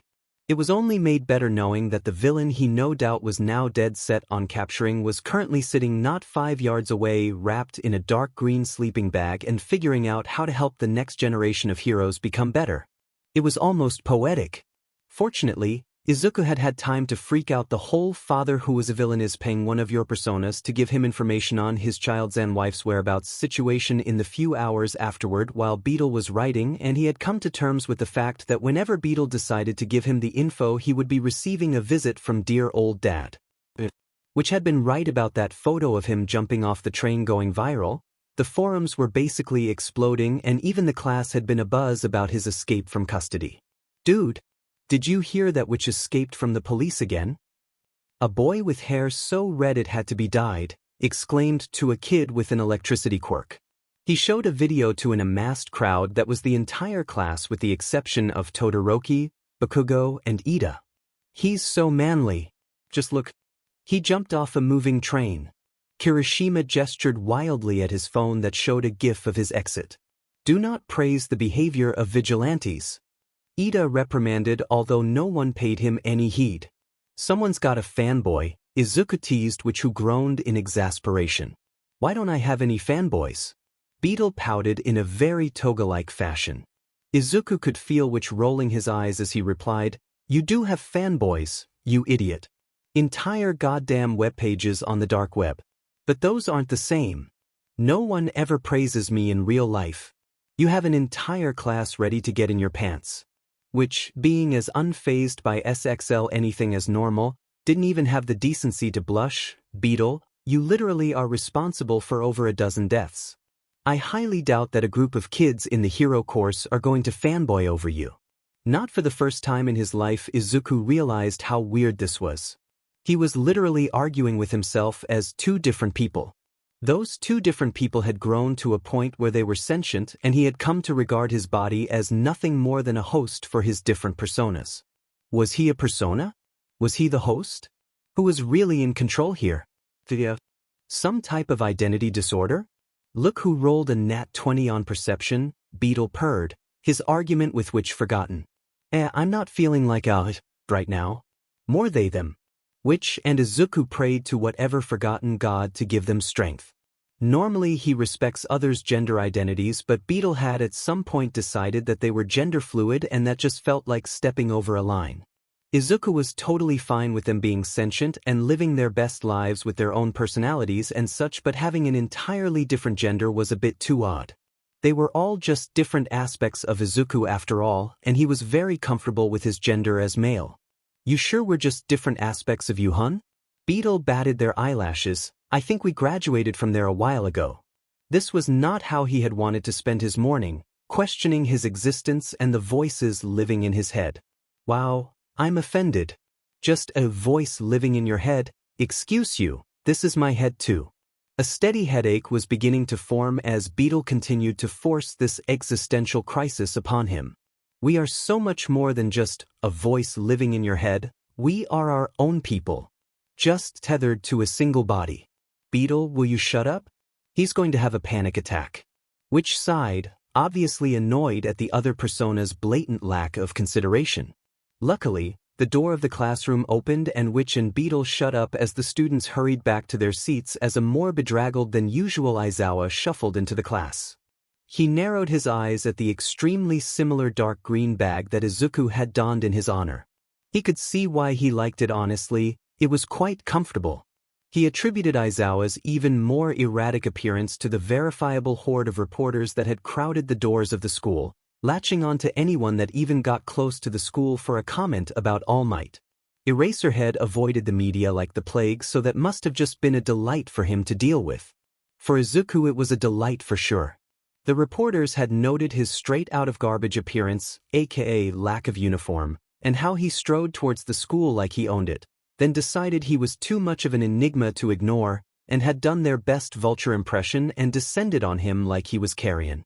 Now, he had months of experience in avoiding the press as Witch, so if he wanted he could have easily disappeared into the crowd, but he was not Witch and did in fact quite like the media. Scratch that, he liked to F with the media. So, when a female reporter had called out, "Excuse me, sir, what exactly is your position at this school and do you have any comment on All Might being a teacher here?" He had stopped and she put a microphone to his mouth while a sea of other reporters crowded her, hoping to catch some of what he said so they could take credit. He noticed some Class 1A students trying to make their way into the school. Some were ignoring the reporters completely, fighting with the reporters, or just straight up trying to get inside the school in one piece through whatever means necessary. Not one of them was actively answering any questions, so the reporters were getting desperate. Perfect. Well, you see here, Miss Vulture. The reporter looked shocked, his nickname for her, but didn't make any move to remove the microphone. I am the school's resident trash mammal and I take care of the students and make sure that none of them talk to any reporters. He saw Ida staring at him in utter betrayal and he couldn't help but smirk. As for All Might, I have no idea who you are talking about and do not recognize that name at all. We do, however, have an All Right. He is our school nurse. Recovery girl died last Tuesday, so we had to improvise. He gave them the most genuine smile as possible. Now, if you would follow me, I had direct orders for Nezu to bring you to his office for a personal interview. The reporters looked shell-shocked as if she couldn't quite decide if this trashy-looking kid was telling the truth or not. Almost in a daze, she followed him to the gate. He knew what would happen if someone unauthorized stepped into school grounds. She obviously did not. With absolutely no hesitation, she stepped over the threshold and the school locked down. She looked at Izuku with scandalized and hurt eyes. You lied to me. Izuku pet his head. The metal doors were coming down fast, and if he wanted to get his last statement in, he would have to do it fast. Did I? I suppose I did. You're right, Recovery girl died last Wednesday. And with that, the school's defenses locked up the building with a snap, leaving an extremely confused reporter on one side and a positively giddy Izuku on the other. Aizawa was not one for personal grudges. Emotions clouded judgment, so he tried to force himself to not care as much as he could on a daily basis. But Beetle had stepped over a line. He was already irritated at his haughty attitude towards him the previous night, taunting him about Hisashi and then escaping without so much as a trace. And then his phone had buzzed after he announced that they were choosing class rep and he had settled into his sleeping bag that Midoriya had apparently copied. He had opened the unassuming file it contained only to lose his composure when he realized what exactly it was. It was some very, very, very detailed smut about him and Hisashi. His first thought was how whoever sent it had gotten his email. His second thought was who had sent it. The second thought was answered with a small note at the bottom of the 3,000-word link that had, regrettably, been read over 4,000 times. It was that note that had ultimately decided that he would be the one to bring Beetle into custody. Dear Shota Aizawa, T. Eraserhead. I wrote this after our encounter last night. I thought you might like it. Lots of love. Beetle. That insufferable, annoying, cocky, child arsonist would fall by his hand if it was the last thing he did. Tonight, and every night after, he would be hunting, waiting with HNDCFFS and one of his rare smiles. He also wouldn't mind catching Witch while he was at it. There was a much too large population of kids doing illegal things, which had been driving Naomasa insane with his crafty escapes and the fact that he always somehow managed to catch villains they could never quite get their hands on. Speaking of exhausting children, he needed to have words with Midoriya. He arrived at school to a media circus. Abuzz with the news that Recovery Girl had apparently died either last Wednesday or last Tuesday. A reporter nearly in tears about how a homeless boy had made the security walls of the school almost kill her, and how All Might wasn't at the school. So, Midoriya had been having fun with the media. He was secretly jealous that Midoriya could get away with it. Shota had reassured them that Recovery Girl was not dead and unfortunately had to tell them that All Might was actually at the school. That last statement had prompted a barrage of questions about how he was adjusting to life as a teacher that he had left unanswered, along with the just who exactly was that boy then. He had a feeling that telling them that he was Nezu's personal student would not go over well. Ultimately telling the reporters to shoo, which they did not do, he bypassed the security and shuffled into class. He announced that they would be decided. Class rep Ida decided to do it by vote, and Aizawa was planning on taking a nap when he received that infernal message from Beetle. All in all, he was really sick of annoying and sassy children. The class rep thing was entertaining to watch. Predictably, Yaoyorozu got the most votes, shortly followed by Ida. Almost everyone voted for themselves, which was expected. However, there were those few that didn't, and it made a difference. Both agreed to their roles with no resistance, and Aizawa pretended to sleep. Izuku could see that Aizawa was in fact not sleeping. He just had his eyes closed and was probably trying to burn Beetle's writing out of his brain. I love it when what I write affects people," Beetle whispered dreamily. "You traumatized him," which retorted matter-of-factly. "Your point?" Izuku really didn't want to deal with the migraine that was two parts of his brain fighting each other, so he politely asked them to quiet down. "Both of you need to shut your FNG mouths or else you won't have control for a week." They both knew he was bluffing, but they did, mercifully, go silent. He shadowed the class to lunch. He wanted to see how their social dynamics were playing out and if they had any effect on their ability to use their quirk. Lunch Rush also made really good rice. He was shoveling the grains into his mouth contently when a girl with bobbed brown hair and a gravity quirk walked up to him. She smiled at him bashfully. "Hi. I'm Uraraka." He raised an eyebrow. He knew exactly who she was. She had called him out during the first day, plus it was his job to know the students. She scratched that back of her head before looking down at the floor. "I just wanted to apologize for my behavior. You being quirkless shouldn't dictate if you are good enough to help us. From what I can tell, you are more than capable." Well, that was interesting. He searched her eyes for any form of pity but found nothing other than shame and guilt. "It's fine. I knew I would face some resistance, plus you didn't do anything other than agree with Ida and the entire class did that." He tried to make it sound as genuine as possible to placate her concerns. It looked like a weight was lifted from her shoulders, but she still bowed low. "Still, it was my asking you to participate in the test that put you in that situation." He gave her a soft smile. "You were just curious. Never fault yourself for wanted more knowledge." Beetle snickered in the back of his mind. "Why are you sounding so formal?" Which promptly backhanded the villain, to which Izuku was thankful. Uraraka smiled brighter than the sun. "Would you like to join us for lunch?" She gestured to a table where Ida and Azui sat, and even which chimed in to tell him it was a bad idea. "Sorry, I have to talk to Aizawa." Uraraka looked disappointed, although her smile never left her face, and Izuku realized that it would be an A+ poker face. Her unwavering optimism was almost disturbing. That's fine. You're always welcome." Izuku began gathering up his notebooks and preparing to leave. "Thanks. Maybe I'll take you up on your offer sometime." Uraraka waved goodbye before skipping back to her table. "That was weird," Beetle chimed in. "Never one to stand for more than a minute of silence." Which sounded so exasperated that he couldn't quite discern exactly what he said, but it sounded like something along the lines of, "Can I GG them?" Izuku would not stop him. Although he didn't technically have to go to the teacher's lounge, he figured it might be beneficial to meet some of the teachers somewhere other than their classes. Opening the door, he seemed to find himself in the midst of an intense argument between Midnight and Ectoplasm. "No. Ida and Uraraka are not compatible," Midnight exclaimed, waving a marker wildly. Behind her was a whiteboard covered in names.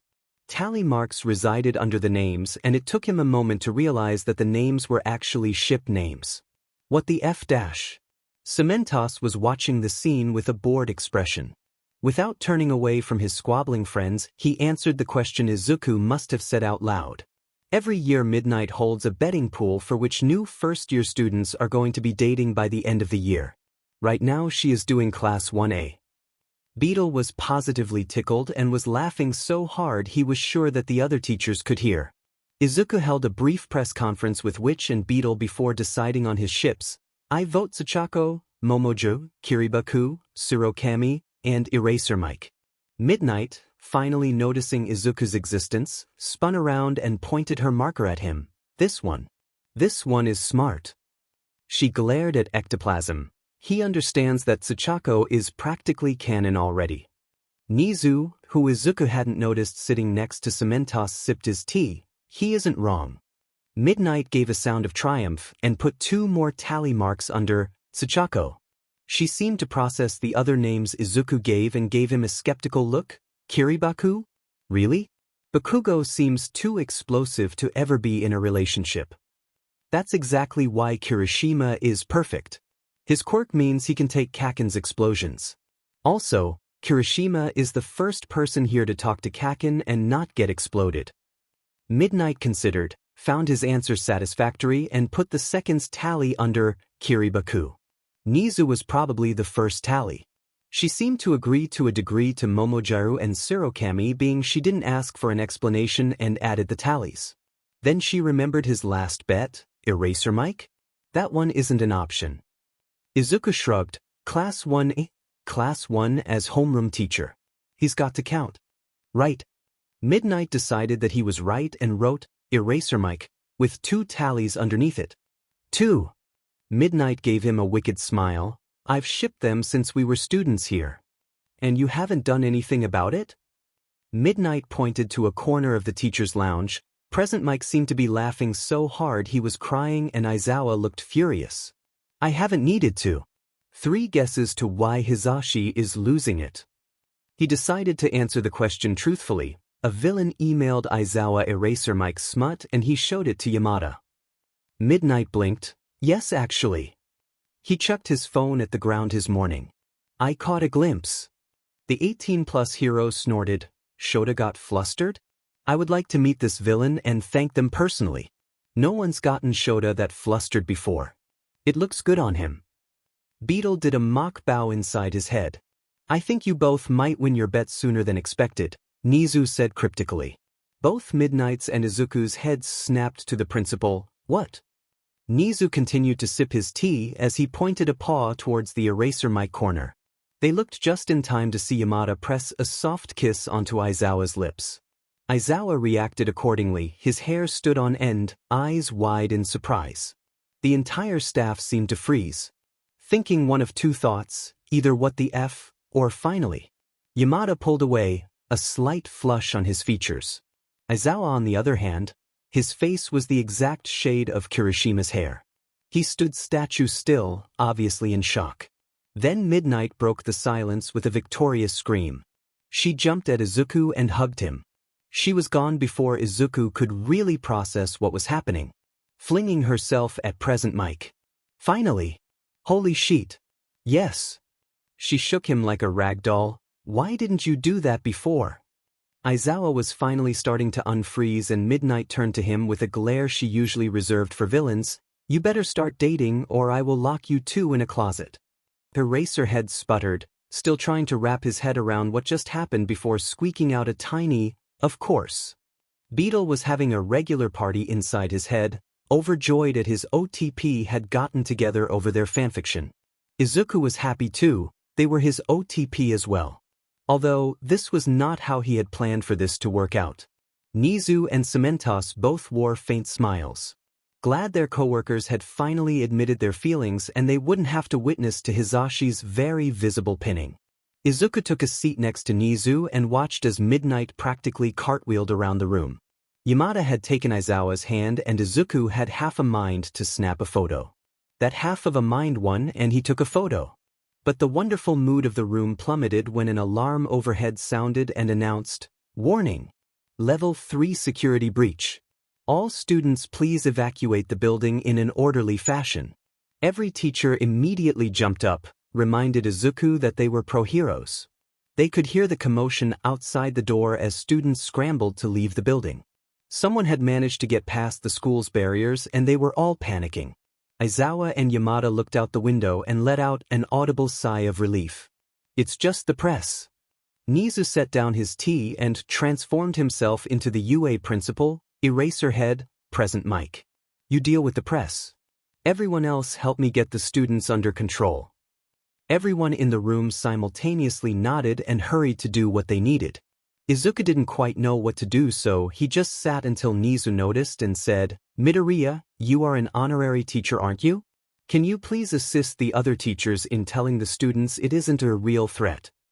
Izuku hurried out of the room. He realized that which would be much better suited for this situation, so he let him take control. Which found himself back before the lunchroom, at the tail end of a mob of students trying to push their way to the doors. He saw kids being trampled and shoved against the windows. He sighed at how unorganized the students were acting. If this is how heroes are supposed to act, then no wonder vigilantes like him exist. He put his fingers to his mouth and let out the most ear-splitting whistle he could manage. It echoed through the corridor and the students briefly paused their mad scramble and looked to find the source of the sound. The students' closet to the end turned to find a boy no older than a first year with his hands on his hips. Green hair in a messy bun and sunglasses resting on his head. The first thing they noticed that he didn't have on a uniform, so at first they thought he might be the intruder. They readied themselves to fight, but which only rubbed his eyes before screaming as loud as possible, I am Nezu's personal student. He sent me to inform you that there is no threat. It is only the press. The students didn't look convinced, so he added, is this how UA students are supposed to react? You are supposed to remain calm and collected. Did not one of you actually check to see what the threat actually was? The silence of the crowd was enough to tell him that, no, they had not checked. He scoffed as the students started to check the windows and realized that it had only been the press. Soon enough the police arrived, and which relinquished control back to Izuku, who snorted and which's exasperation. Beetle still wasn't over the fact that his OTP had gotten together. Naomasa was prepared to start setting wily coyote traps. The ever-persistent headache that had settled into the base of his skull was quickly turning into a nausea-inducing migraine. 5 run-ins with which this week. To make matters worse, they had caught him 4 out of those 5 times. Had him handcuffed, in the cruiser, heading for the station. They had even gotten him into interrogation once. He tried to suppress his body's involuntary shudder at the memory of that first time he had ever met the boy and actually try to use his quirk and interrogate him. For one thing, his quirk was immediately proved ineffective for 2 reasons. First, the boy was such an amazing liar that it bypassed his quirk entirely. As standard procedure, he had asked his name and what day it was. Friday the 16th, the boy had replied. His quirk detected no lie, and the boy had only given him a small smile at his shocked expression. It was Tuesday, the 7th. Secondly, whenever he tried to get even the simplest truths out of the vigilante, his quirk was set off 3 times. What's your name? A simple question. That was phrased so he wouldn't even have to give away his true identity. Which, the boy had monotoned in response without even a second of hesitation. He expected his quirk to count it as a truth, but instead, he got the 3 responses from his quirk: truth, lie, lie. No matter the question, he got 3 responses. He could never be sure which response was correct, so his quirk was now twice as useless. That had never happened before, and try as he might, he couldn't think of any plausible reason other than that which had a quirk that countered his own. He stared into charcoal eyes that glimmered with cold amusement as he refuses to break the detective's stare. It was odd to see the vigilante without the cobalt fabric around his eyes, but he had to admit that it set off his periwinkle hair and made him all the more imposing. It was hard to remember that he was no more than 15. He got the distinct feeling that which was enjoying this little staring contest, and that he wouldn't be any more intimidated by the police as he would be a rock. To avoid giving the pain in his butt vigilante the satisfaction, he dropped his gaze, which did not speak unless he asked a question that he replied to immediately with a tone more monotonic than showed us. The only facial expression that which ever showed other than the slight amusement that he got from confusing Neomesa was a frigid indifference to everything around him. It was infuriating. He acted as if he couldn't even bring himself to care that he was finally in custody. They had confiscated the band he wore around his eyes along with all of his weapons, wooden mage staff, tranquilizer gun, a whip, and a belt of throwing knives he had never seen Witch use. He had given up trying to get anything out of the vigilante after 15 minutes and elected to call Shota to come and erase the boy's quirk, just in case that was what was interfering with his ability to detect the truth. It wouldn't hurt to have someone else qualified to see if they couldn't get anything else out of the vigilante. Like his name. Shota had agreed and said he was on his way, but when Neomesa walked back into the interrogation room there was no one there. The 2 officers he had assigned to watch the vigilante were on the floor unconscious and there was no sign of the boy. Of course, that didn't make any goddamn sense. They had given him the full package. Quirk repressing cuffs that could cancel any physical quirk, extra normal HNDCFFS, full security coverage, and of course, the officers that were now laying at his feet. At that moment someone from the tech department decided to inform him a few minutes too late that Witch was making an escape. According to the security footage, Witch had somehow escaped from both sets of HNDCFFS and then promptly went to attack the 2 officers that were supposed to be watching him. To be fair, the vigilante moved with almost impossible to counter speed and he did get the drop of the officers. From there he strutted out of the room with the haughtiest expression Neomesa had ever seen written all over his features. Now, one would think that they could simply switch to the camera in the hallway and find where he went. He couldn't have gotten far in the 5 minutes Neomesa was out of the room. However, when they switched to that camera they never saw Witch emerge from the interrogation room. They went over the footage, looking for any loops or jumps in the timestamps but to no avail. At some point in the time, it took Witch to walk out a doorway he was gone. Neomesa was honest to God ready to start pulling his hair out. He had been giddy, positively giddy. When some of his officers had led in a cuffed and surprisingly docile Witch. Maybe he could finally rid himself of the vigilante. That wasn't to undermine the villains which had helped them capture, loath as he was to admit it. It was more that this was a kid. He could be seriously injured or even killed if he continued this occupation. It was for his own good. It definitely didn't have anything to do with Witch's constant taunts and jabs. Neomesa was halfway through the dozens of case files the next day when one of the junior officers set a vase full of periwinkle blue roses on his desk. The detective had raised an eyebrow at the junior officer who rubbed his neck nervously. "What's this?" The junior officer cleared his throat before looking everywhere except Neomesa. They were left just outside the station. "You might want to read the note." Neomesa had a feeling he knew exactly what the note would say, but he read it anyway. "Dearest Neomesa, I just wanted to send this as a congratulations on the achievement that is upping your high score of how long you could keep me in custody. 34 minutes, much more impressive than your old 9. It was wonderful to finally meet you in person and I hope we can do it again. Sincerely yours." The detective sighed and leaned back in his chair. He honestly didn't know what he was expecting but he was still annoyed. Which must have been directly outside the station and they still hadn't noticed him. The roses were actually quite pretty, a soft blue the exact same shade as Witch's hair. The officer was still standing nervously at the front of his desk and he couldn't help but wonder why. And then he promptly got his answer. Nestled directly in the center of the bouquet was an outlier. It was another rose but this one was a fiery orange and red. Tied to it with a crimson ribbon was a tiny cream-colored card. It wasn't Witch's and something about the colors set Neomesa on edge. He carefully extracted the orange rose and very slowly turned over the card. Then he read it. And then he read it again. And again. "God damn it," he whispered. "Neomesa-kun, I heard that Witch got away again. Sorry to hear that, sad face.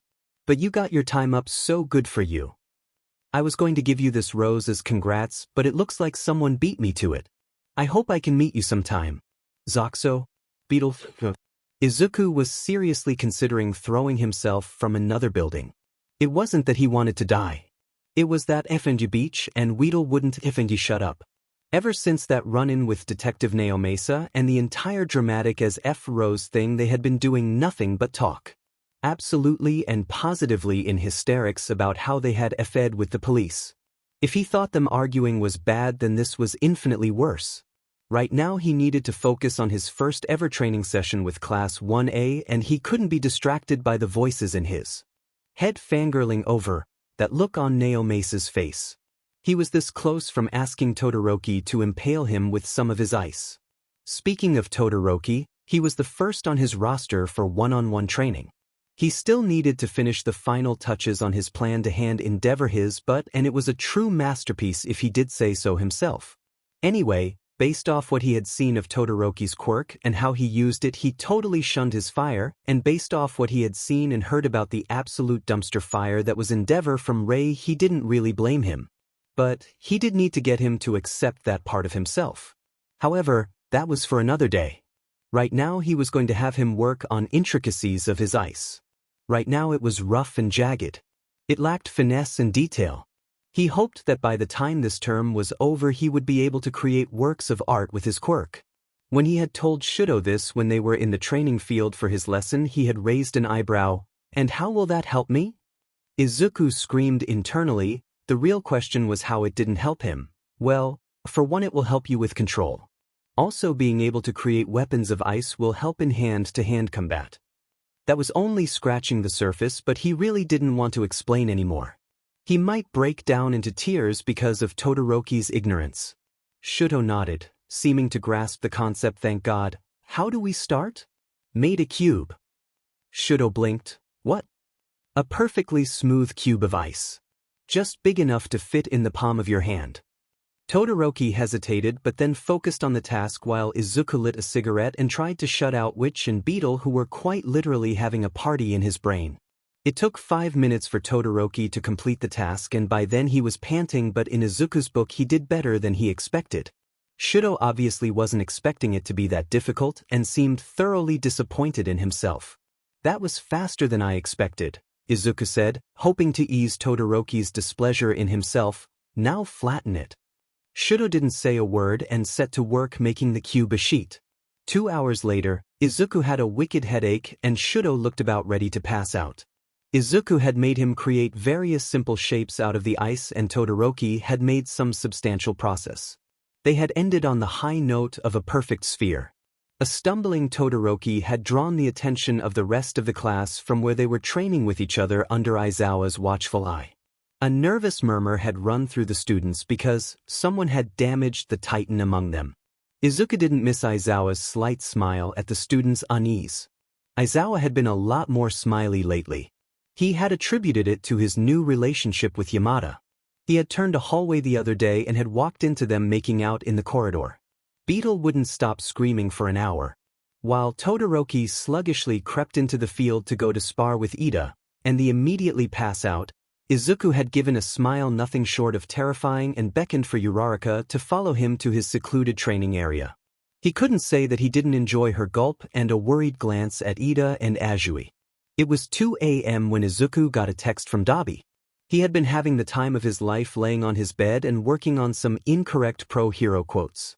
The secret was that everything he posted had actually been said by one of the pros he worked with at UA.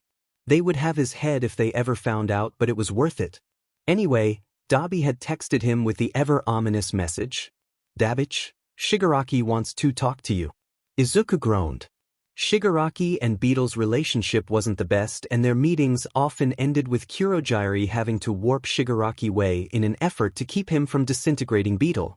Beetle being as antagonistic as possible never helped the situation. But boy, Dabich, business proposition. Now that caught Beetle's attention. The villain had been snoozing in a corner of his mind, and their eyes flew open at the mention of a business deal with Shigaraki, and therefore the League of Villains. This was way not what Izuku wanted to do, so he let Beetle deal with it. Bug Boy, be there in 15. 15 minutes later, Beetle was skipping into Kurogyari's bar, mind racing with all the possibilities. Shigaraki was sitting at the bar, nursing a glass of whiskey and looking for all the world that he would rather be anywhere else. "You look so overjoyed to see me, Tamura-kun," Beetle said, sweeping into the bar stool next to Shigaraki, who growled. Then Beetle abandoned all of their flirtatious insanity, although madness still gleamed through their orange and yellow irises. "Let's make a deal." Shigaraki recognized that Beetle had stopped iffing around. "I need information." Beetle snorted. "No sheet." "On who?" "Class 1A of UA." Izuku actually started crying with laughter and which snorted. Beetle's lips twitched and it was all he could do to keep from losing it. Should he tell him about his true identity? It really didn't matter, Shigaraki wouldn't rat him out. Having a mole in UA, a teacher especially, would know nothing but assist the league. Then a wonderful idea struck him. Oh, the drama would be spectacular. Sure, what info? Quirks, weaknesses, strengths. Why? Shigaraki sighed, obviously annoyed he had to share his plans. The league is planning an attack on USJ. All Might is supposed to be there and he is apparently weakening. It's the perfect opportunity to kill him. Truth be told, Beetle didn't care what happened to All Might, so he didn't care. Izuku was impartial but which still held the tiniest bit of resentment. He highly doubted that this would go as planned for the league, but as long as he got paid, all would be well. Oh, I know about that little field trip. I'm assuming you want to know where to put the students in the different rescue zones. You know I would much rather not work with you, Beetle, but Sensei insists that we should be prepared. Beetle smiled. Sensei is a wise man. Now, for prices. Shigaraki eyed Beetle apprehensively. You won't kill Eraserhead, Shuto Todoroki, Achiko Uraraka, and Tsuyu Azui. Shigaraki blinked. Who? Class 1, as homeroom teacher and 3 of the students. Shigaraki was still trying to figure out how Beetle knew them already when he asked, why? I quite like Eraserhead and he's part of my OTP who just got together. I have plans that involve Todoroki, and I have a bet to win with Uraraka and Azui. Shigaraki looked simultaneously confused and interested. Fine. Kurogyri will warp them into a secure location until everything is over with. Beetle clapped his hands. Wonderful. As for the other payment. You just got one. Beetle scoffed. Hardly. More, you extract 4 players from the field in less than a minute. What is it? Beetle thought about it. He probably wouldn't get this request, but it was worth a shot. I want a quirk. Shigaraki froze. No. Beetle shrugged. I tried. 1 million yen. 500,000. 6. Deal. And just like that, they shook on it. Beetle was about to become a lot richer and all he had to do was pawn off some info he already had. It wouldn't even take effort. It would be interesting to watch how this played out. Izuku would be participating on the side of the heroes, of course. Although, participating probably meant in this case, looking like he's helping but actually doing nothing. It would be more than fun watching Shigaraki realize that Izuku and Beetle were the same. All in all, today was very productive. Despite contrary belief, Nezu did not know everything. Frankly, he was glad he didn't. Yes, he did have vast reserves of knowledge due to his eidetic memory, and it had come in handy more than once. There was also no denying he was intelligent, more intelligent than most in fact. But there were still things that escaped his roaming mind's thirst for knowledge. He considered this a good thing because to him knowing everything seemed boring. What was the purpose in life if not to learn? Where was the challenge? Where was the fun in knowing and predicting every move of humans? Oh, how he loved humans. So unpredictable and such chaos makers.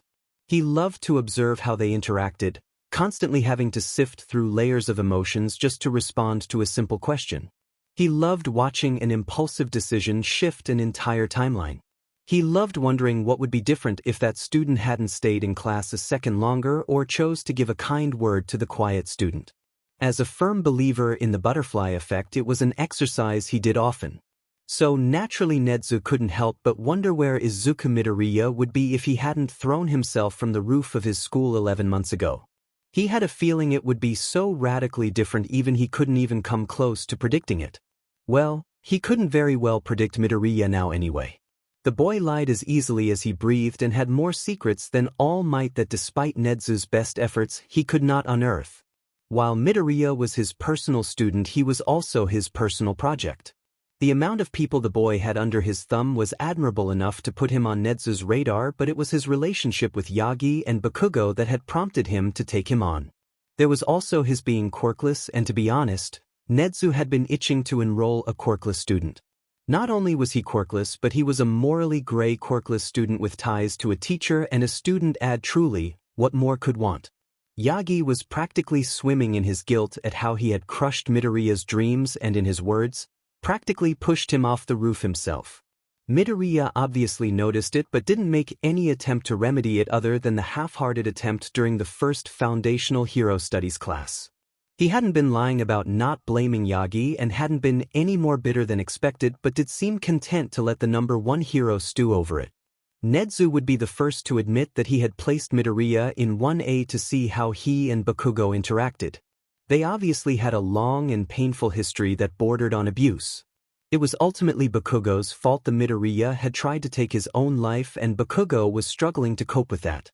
Bakugo was one of the most insecure people he had ever met, and the added weight of knowing he had driven his childhood friend to suicide was surely not helping the situation. He would place money on the fact that Bakugo would break, not shatter outwardly like he seemed so prone to doing, but shatter inside so completely that he would be right beside Midoriya on the suicide roster.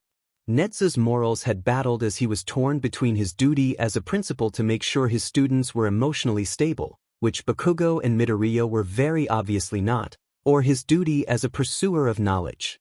Ultimately, his curiosity had won out and he had waited to see how this played out.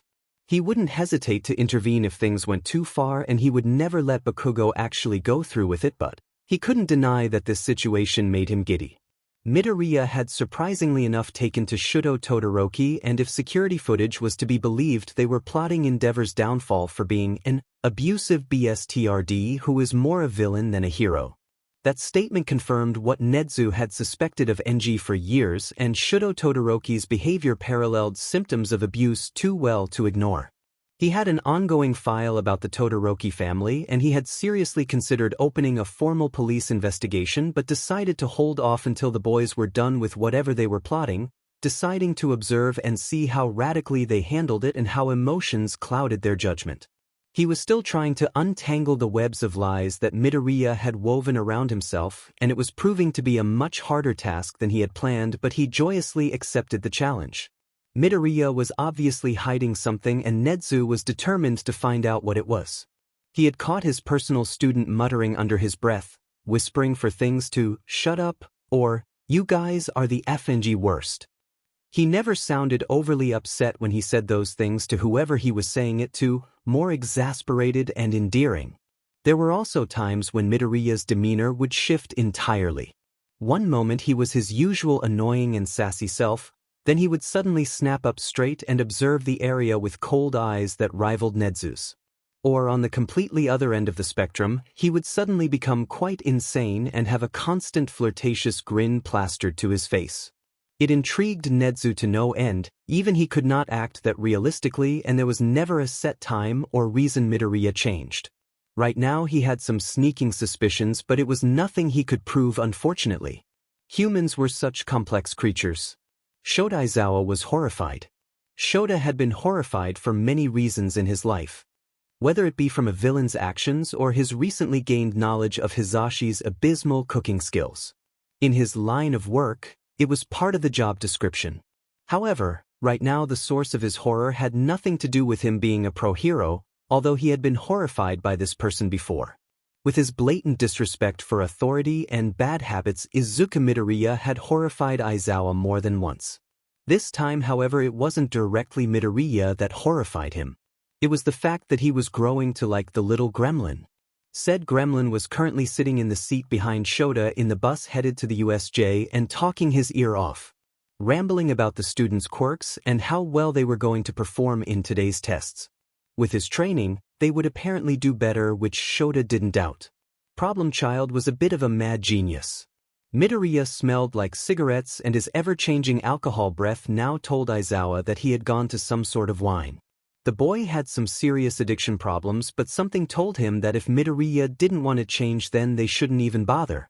He had snapped his sunglasses over his green eyes and had tied his hair into a high ponytail that made him resemble a homeless schoolgirl.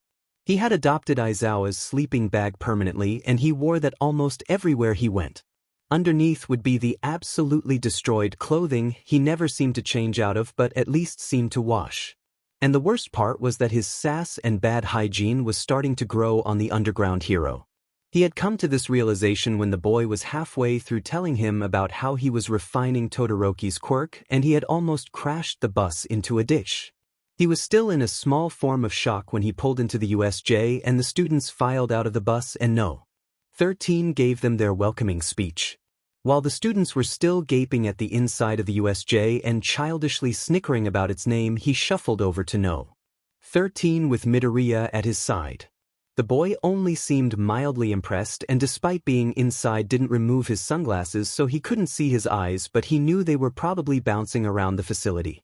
He had seen pictures and such so they could prepare for the lesson, but they truly didn't do the USJ justice. He interrupted No. 13's unneeded pose as he realized that Yagi was not present. 3 guesses why not.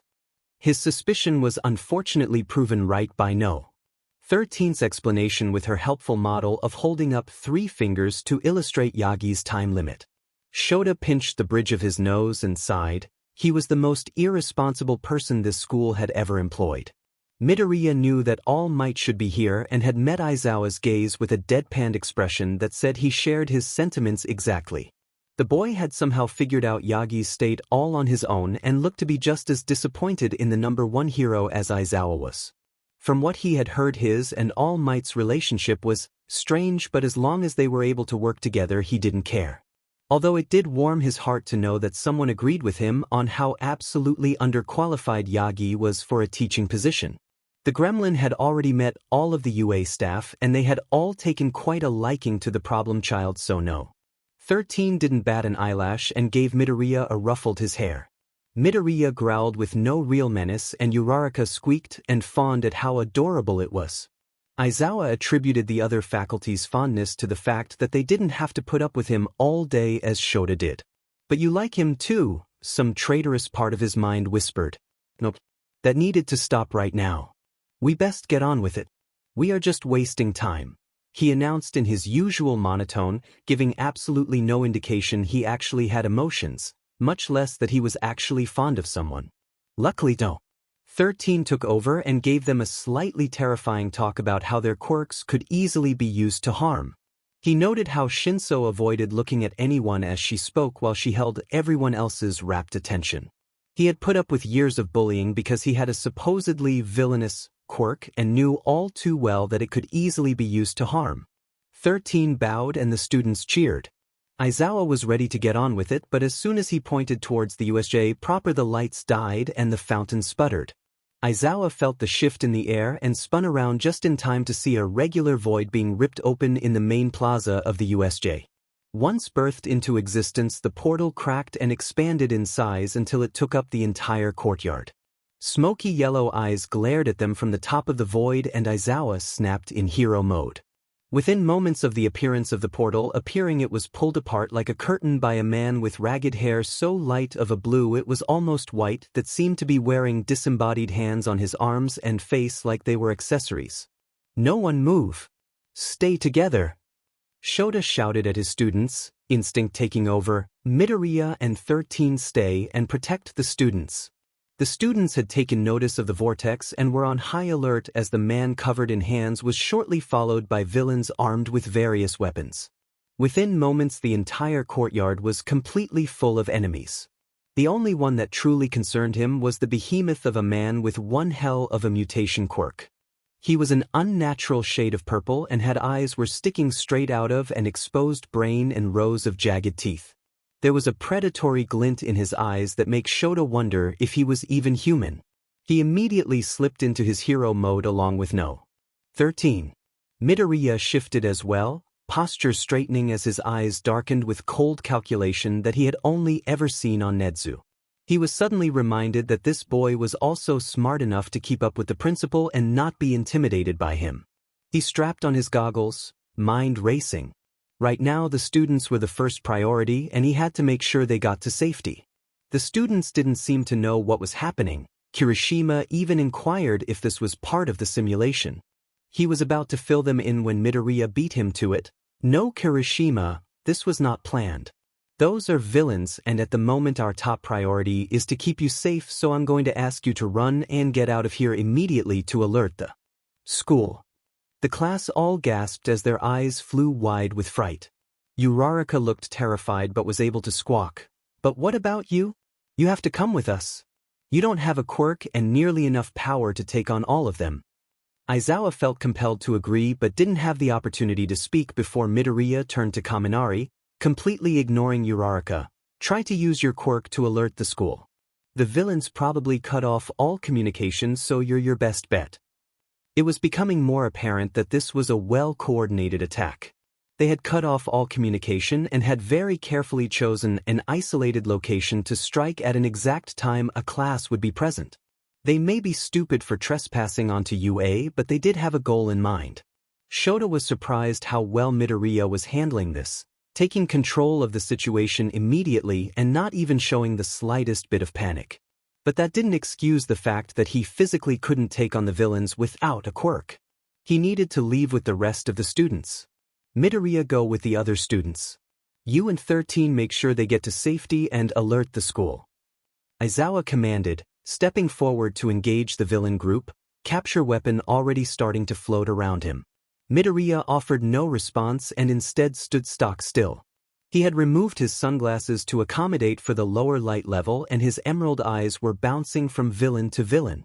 Taking that as confirmation, he nodded at 13, who nodded back, and he jumped down into the plaza, wind whipping through his hair as his mind blocked out everything other than the fight. He activated his quirk on the first trio of villains and used his capture weapon to smash them together, leaving them in a heap on the floor.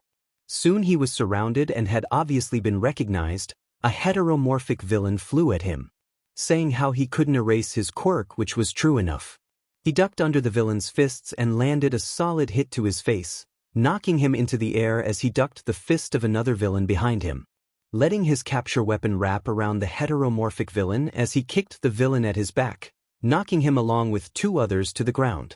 Pulling his capture weapon, he let the huge body of the heteromorphic villain crash into their amassed pile. There were brief moments of standstill when the villains decided how to attack, but he quickly ended those moments with a few kicks to the face. He had been so wrapped up into battle, he didn't notice Midoriya had run down the stairs to join him until the boy was engaging the villains at the edge of the circle. Midoriya was moving like lightning, hitting pressure points that rendered the villains useless.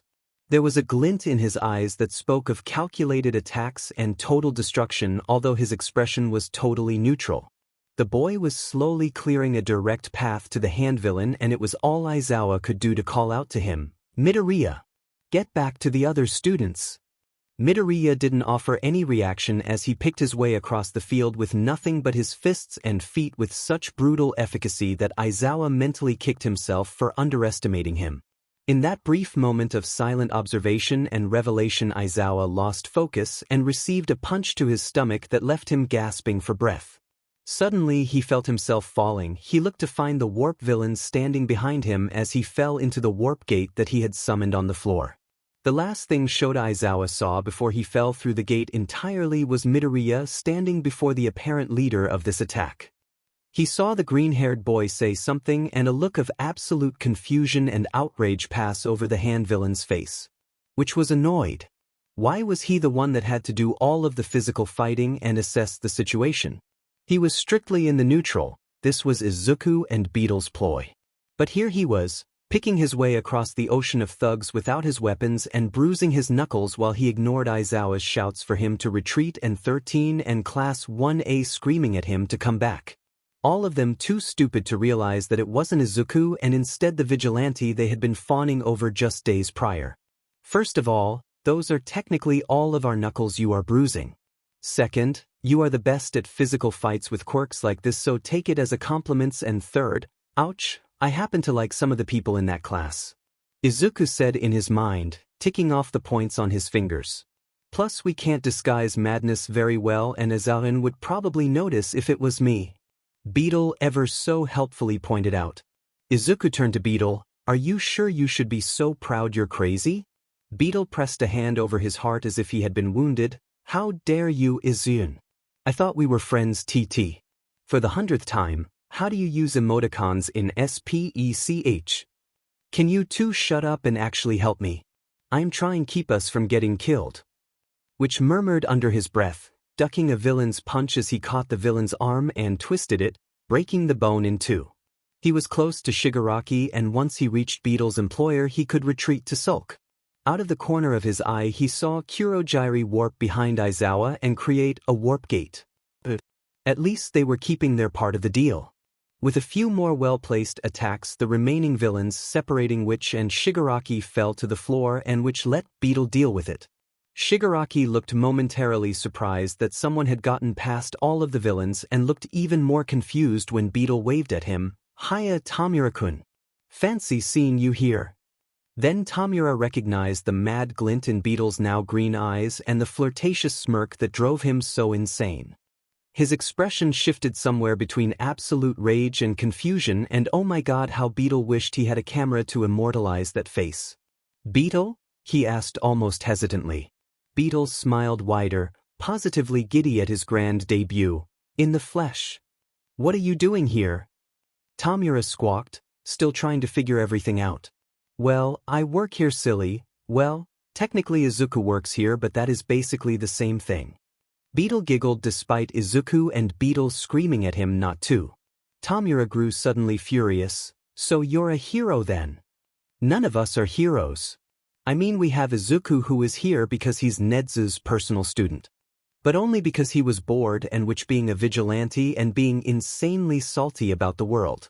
Then we have me who had burnt down way too many buildings to ever be considered a hero."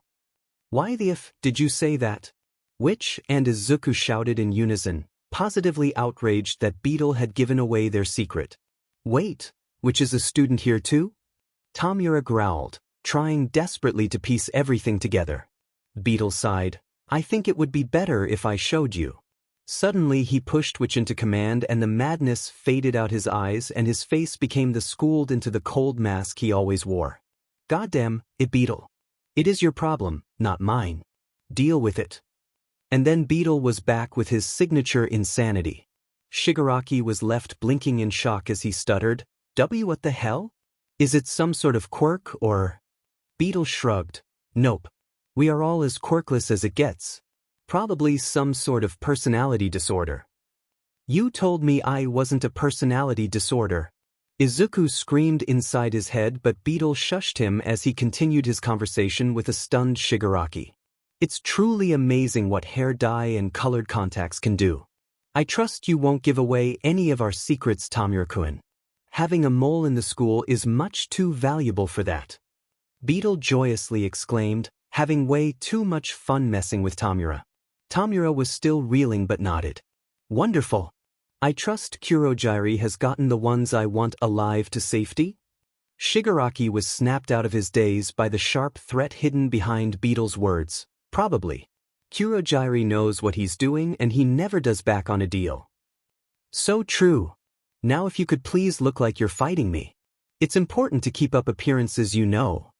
Tamura wasn't particularly in the mood for a fake fight, having realized how thoroughly Beetle had been deceiving him all this time. So naturally, like the child he flew at Beetle with every intention to serious hurt him. Beetle just sighed and forced to set off Witch back in control.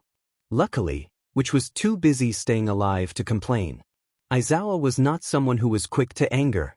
In fact, it was a near impossible feat. Sure, he was bitter and tired all the time but never actually furious. But here he was. Fing said. When he had said earlier that he would catch Beetle no matter what, he had meant every word. He was planning on doing everything in his power to bring that tiny and insane villain into custody. So what, he had finally gotten him with the guy he had been crushing on since high school? He hadn't been joking, but it was more of a side project. At least that was until the little orange-haired arsonist got him warped into a tiny metal box. Away from the battle. Away from his students. Away from Fing Midoriya. He had very unceremoniously been dumped into a 10 by 10 room with walls covered in steel with a single goddamn electric lantern hanging from the ceiling. It was bright enough that its tendrils of artificial light reached every corner, showing him that there was no way out other than a door like you would use in a bank vault. He had obviously tried the door and had very thoroughly locked. There was also a note. Because why wouldn't there be? 3 guesses who it was from. Dear Shota, or whoever gets here first. Hiya. I had ever so graciously made a deal that got you, yes you, transported out of the impending battle and into safety. I can't have one of the people in my OTP die so soon. Talking to you Shota. I have to win a bet to win for 2 of you, that's Yutsu and Ochako. And the last one is just too fun to kill off so soon. Process of elimination leaves Shoto Owo. Don't worry, you'll be freed once this pointless battle is over. Anyway, I'm not the best at physical fights so I'm sitting this one out. But don't worry. I'm sure I'll meet everyone soon love. Hugs and kisses. Beetle. That note left Aizawa with many important questions that he would very much like answered. First off, how exactly did Beetle even know half the stuff he had casually mentioned? Like Shota's new relationship and Ajui's preferred nickname and who Ajui and Uraraka were in the first place. A bet placed on them was more than concerning and Todoroki's explanation wasn't even an explanation. It was some small consolation knowing that at least 3 of his students would be safe. He had a feeling they would be joining him shortly. Beetle didn't seem like the one who would let someone get away without holding their end of a deal. Actually, he knew Beetle wouldn't let someone break a contract. His quirk prevented it entirely. Alright, he needed to think about this rationally. He took a few calming breaths, trying to clear his head so he could dissect the situation. Beetle made a deal with the villains leading this attack, that much was obvious. What the villains wanted from him was still a mystery and Shota knew he got safety for Ajui, Uraraka, Todoroki, and himself in return. In the grand scheme of it he highly doubted that their lives were all he got in return but he didn't know what else he could have received. The note told him that Beetle had some sort of connection in the school, only the faculty knew about him and Hizashi. There could be a variety of mediums but all of them spelled doom. They needed to sniff out how he knew all of that in the first place and destroy his medium immediately. The bet with Ajui and Uraraka could mean anything and Beetle wasn't telling the entire truth about why Todoroki had been spared. Now to the entire USJ attack as a whole. The villains were organized and this was premeditated on heavily. They must have a concrete goal in mind that they were dead set on achieving. His students were in serious danger and he couldn't do anything about it. No Aizawa calm. Panic later. Midoriya had for some reason charged the main villain and had done something to shock him. Aizawa briefly noted how he had somehow gotten past the ocean of villains before he did and couldn't help but be impressed. Although Midoriya was now in the most danger, facing the main perpetrator's head-on without backup. He had probably been relying on Shota to lend him that backup but now that he wasn't there, whatever plan Midoriya had was probably gone and he was winging it. Suddenly Aizawa was ripped from his train of thought by the tumble of bodies and he saw Uraraka, Ajui, and Todoroki be dropped from a warp gate in the ceiling. He wasn't sure if he should be relieved or annoyed. Uraraka looked confused but that confusion swiftly morphed into rage. Todoroki looked about as furious as Aizawa felt and Ajui was calmly taking in the situation. What the hell just happened? Uraraka screamed, stalking over to Aizawa with tears in her eyes. If any of them were even remotely surprised to find their teacher in the same position, none of them showed it. Opting to examine the door like Todoroki, reading the note like Ajui, or just demanding answers like Uraraka. Can you tell us why we were forcefully removed from the fight? Our friends are in trouble. Deku-sensei is facing the villains alone. 13 is... Uraraka started hyperventilating as the panic finally set in over the fury. Dimly Aizawa wondered when Uraraka had started calling Midoriya Deku-sensei. In an instant Ajui was at her side, soothingly rubbing her back in an effort to stave the well-deserved panic attack. Taking this as his cue to offer what little explanation he could offer, Aizawa opened his mouth to speak with an irritated sigh. The only information I have is from that infernal note that Ajui just had. The only thing that told us is that the villain and informant Beetle was responsible for our removal and if he is to be believed, which we aren't sure if he is or not, will be released. Todoroki looked up from where he had been inspecting the only exit. Any particular reason he chose us to save? Shota sighed and rubbed his forehead. Nothing to really help us. His reasoning is cryptic at best. Ajui croaked from where she was contenting to comfort Uraraka. The note said something about Aizawa-sensei being part of his, a bet with me and Uraraka-chan, and that you were just too fun to kill off so soon. Todoroki raised an eyebrow at Aizawa and he scowled at the acknowledgement. The boy is mad. I have had the absolute pleasure of meeting him, and if there is one word to describe him it would be insane. Having finally composed herself, Uraraka hiccuped, "Boy?" Shota realized that Beetle was a much lesser no-villain to anyone other than a pro-hero or say a son of a pro-hero. He can't be much older than you. Although that doesn't make him any less dangerous. He may be insane, but he also is smart with vast reserves of blackmail and information if this attack was anything to go by.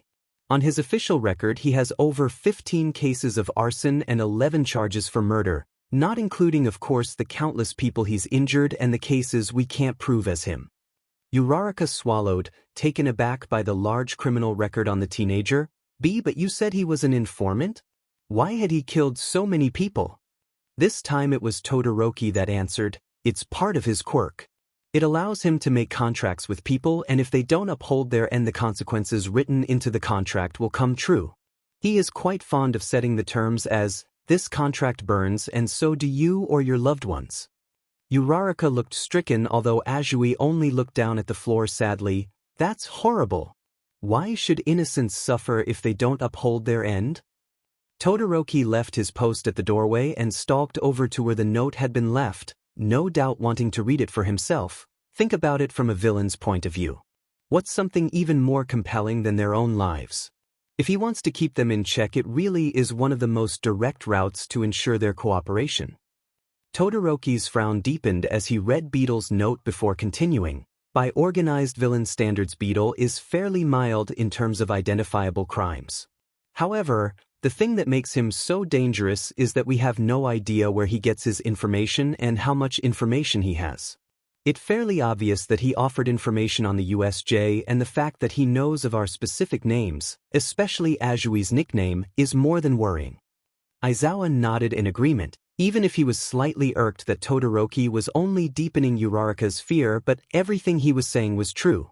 Shota suddenly remembered that Uraraka had said something about the current state of the class and he desperately needed an update. Uraraka, you said something about how everyone was faring?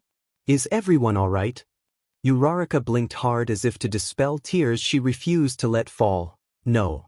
13 used their quirk on the warp villain and he turned it on them.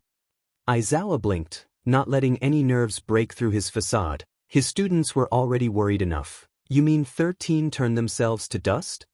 Azui took over from Uraraka, who was starting to look overwhelmed. Not entirely, only their back.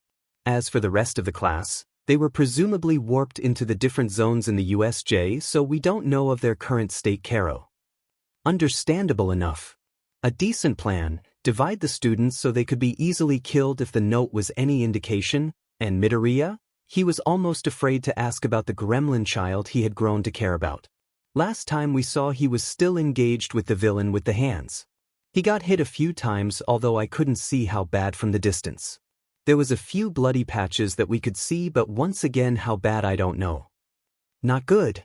I really didn't matter how physically strong Midoriya was, he couldn't hold out forever against someone with a quirk. It was a small relief to find that he wasn't already dead, but he certainly would be after long. We need to get out of here, alert the other heroes. Whatever was blocking communications in the USJ is still affecting us here, so we can't be far unless it's a device and not a quirk. Can you melt the door or freeze the lock, Todoroki? Todoroki shook his head. Already tried, some special metal that is extremely heat and cold resistant. They were prepared. Aizawa's mood somehow got worse. The only concrete idea he had was gone. That was at least until Uraraka sniffled, drawing the attention back to her as a familiar fire overtook her eyes. I think I might be able to help. Shota raised an eyebrow but didn't stop her as she shuffled over to the door. She closed her eyes as she placed both palms flat on the metal surface. Deku-sensei has been helping me with levitating smaller specific parts of objects. It still takes a lot of concentration and doesn't always work. But, if this is the locking mechanism that I think it is. For a few moments she didn't speak, the tension in the room was palpable. If this worked, he would have just another thing to thank Problem Child for.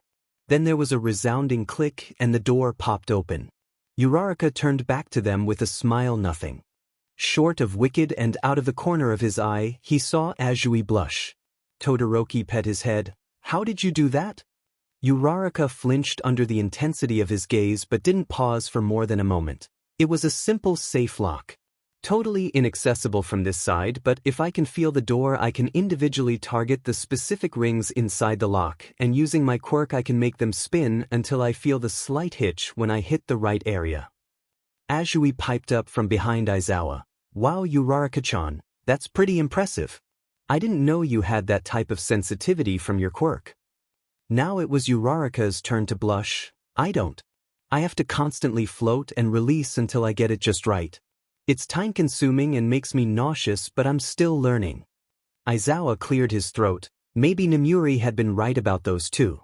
"Thank you for getting the door open, Uraraka. We don't know where we are yet or if there are any villains waiting for us, so we have to be careful. Everyone get behind me." They did so without too much reluctance, although Todoroki scowled. He could get over it. As silently as possible they shuffled out of their cell. From what he could tell it was in the basement of an abandoned building. They peeked around every corner but found not another living soul other than a few spiders that while Todoroki flinched at the webs the girls swatted them away without hesitation. Before long they were outside in a barely monitored part of town. Shota checked his communication device, being pleasantly surprised that it was now functional. He called the school immediately to inform them of the development but was even more pleased to hear that they were already on it. Ida had apparently escaped and had run into All Might, who was on his way to the USJ. He couldn't stop the relief that flooded him when Nezu informed him that there had been no deaths. Any significant injuries? The pause on the other end was not reassuring and his blood went cold. Only 13 and Midoriya have anything serious. 13 having gotten their quirk reversed back on them and Midoriya with disintegrated parts of his body and broken bones. Trauma to the face from when the purple monster smashed them into the ground. Aizawa stopped breathing for a moment. Midoriya had gotten seriously hurt. An unfamiliar rage at Beetle soon bubbled up under his skin. It was as much Beetle's fault Midoriya was injured as Shota's. He was going to bring that child to justice and make him pay. Before it had been a promise. Now it was an oath. Izuku was in pain. It wasn't unfamiliar, and with all the pain meds Recovery Girl had him on now it was more of an annoyance than anything. But Jesus, he knew Shigaraki would be said but not said enough to sick the FNG Nomu on him. He could have died. "I want you to shut up. You didn't even do any of the work." Which grumbled in his mind, upset he wasn't getting any credit but equally too tired to care. "Well, I'm the one having to deal with the consequences of your failure because you pushed me back into control once the Nomu got us." Izuku quipped right back. "I wonder how said Shota is right about now. If he wasn't already dead set on me then this definitely set a price on my head." Beetle laughed, derailing the impending argument. "You said I didn't have a personality disorder." Izuku was being increasingly frustrated with his alters, but he couldn't deny the fact that he had already considered the possibility and was just unwilling to accept it. "Did you honestly think this was normal?" Which replied with lazy eyes, being thoroughly exhausting from all the fighting he had done. "Also, don't lie to yourself, sweetie. You had already come to terms with it a long time ago." Beetle batted innocent eyelashes. God, Izuku hated it when they were right. "Does that mean I can just spontaneously create new alters?" Which said at the same time Beetle said, "Yep." He could feel the staring contest they were holding. "No, that isn't how it works." Which apparently won the dominance battle. "Do I have other alters or is it just you two?"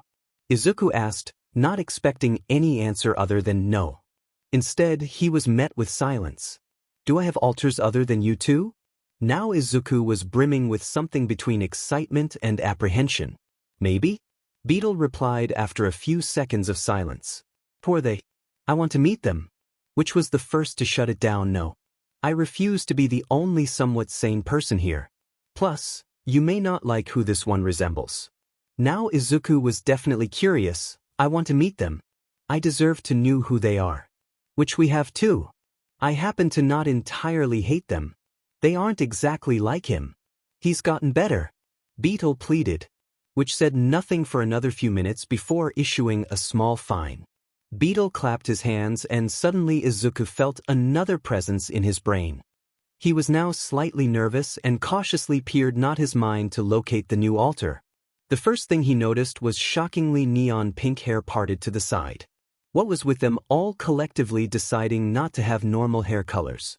Then again his hair was green. The second thing he noticed was the bloodlust shining in eyes bluer than a mountain lake. Crystal clear, they did nothing to hide the sheer rage hiding behind the irises. Izuku subconsciously flinched. He had only ever seen rage like that in the eyes of Kaken right before he was beaten to a pulp. Now he could see what Witch was talking about.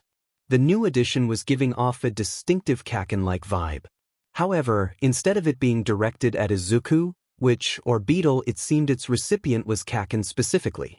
While the others all held some sort of bitterness, they had never even come close to the righteous fury contained within the tiny new altar. His smile was sharp enough to cut, and it reeked of vengeance.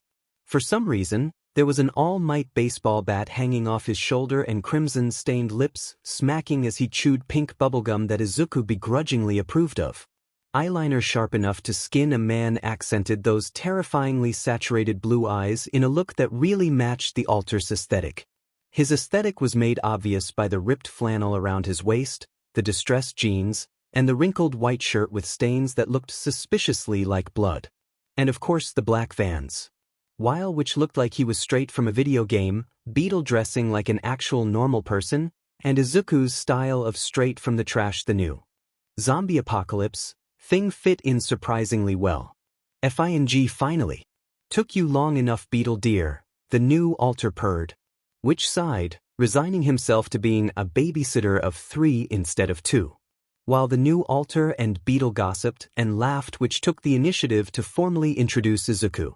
This is Cypress. He sighed with the power of 100 Aizawas. Witch darling. Thanks for letting me finally join you. Cypress broke off his conversation with Beetle and skipped over to the increasingly tired vigilante, twirling the bat. Now Izuku was getting some mixed signals. While Cypress looked badass and radiated enough pure rage to make even Kaken shiver, his way of talking and mannerisms were throwing Izuku for a loop. Then Izuku accepted it because honestly, that was the least strange part of this entire exchange. Hey Izuku. I'm Cypress. You got pretty effed up back there. Cypress laughed and raised a hot pink eyebrow. I would tell you I'd help you F them up, but they already got blasted out of the arena. Izuku chuckled, and Witch looked like he was going to jump off a bridge. He wasn't kidding when he said he was now the only sane one out of the 4 of them. Izuku almost felt sorry for the vigilante.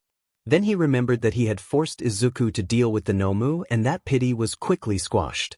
Anyway, I'm sure we'll get a chance to know each other, but right now you got a Dadzawa to deal with, hun. Beetle started screeching at Dadzawa, and sure enough, a very said Shota Aizawa shuffled into the infirmary. It was kinda hard to see him through the bandages covering his entire beautiful freckled face. His broken arms and partially disintegrated torso were also bandaged to the point where he couldn't FNG move, so there was that. Fun times all around. Katsuki lived a life consisting entirely of rage and regret. The speeds of ire were as familiar to him as his quirk. Anger was like paprika, barely even noticeable amid the other tastes of life. Seething fury more of cayenne powder, embracive heat that left your mouth dry and a chapped smile on your lips. But when he saw Deku, useless anger rushed the villains, an indescribable rage so intense and passionate, he had nearly choked when it had overtaken his mind. His vision was always tinted red, but here he couldn't see anything past the wave of crimson. Everything was moving too fast. One moment that effing nerd was herding them towards the door, pretending to be so superior because he was Nezu's personal student. Katsuki had turned snarl at the pretentious Biggie who had at effing gall to boss them around. Then just like that he was gone, shooting down the stairs at a speed that Katsuki had thought impossible without assistance from a quirk. And Katsuki had literally exploded. Was this what it felt like to watch your world shatter? Because for once every ounce of Katsuki's anger was directed to someone he never thought it would touch, Katsuki himself. For years he bullied Izuku relentlessly. taunted and tormented him for his lack of a quirk. Broken both his body and his spirit, reveled in it. Tore into his self-esteem like it was a meal to enjoy. His own personal punching bag for when he needed a confidence boost. Had manipulated and effed with his head just for sheets and giggles. Since he was 4, it had been his unequivocal goal to make Izuku Midoriya's life hell on earth. The worst part was that he had succeeded. He had single-handedly pushed Deku over the edge. Literally. While Deku might have just been isolated on his own because of his quirklessness, it had been all Katsuki that had raised the entire FNG school against him. Even gotten the teachers on his side too. Had arranged the festering hatred against the boy, his only crime being his genetics. Katsuki would never forget getting the call. The old hag had been yelling at him to do his homework when the phone rang. Mitsuki had answered it only to find a sobbing Inko, babbling about how a roof and a hospital and suicide. Mitsuki suicide. For once the Bakuga household was silent. But words had echoed all too clearly through Katsuki's mind, go jump of the roof then beach. Maybe you'll get a quirk in your next life.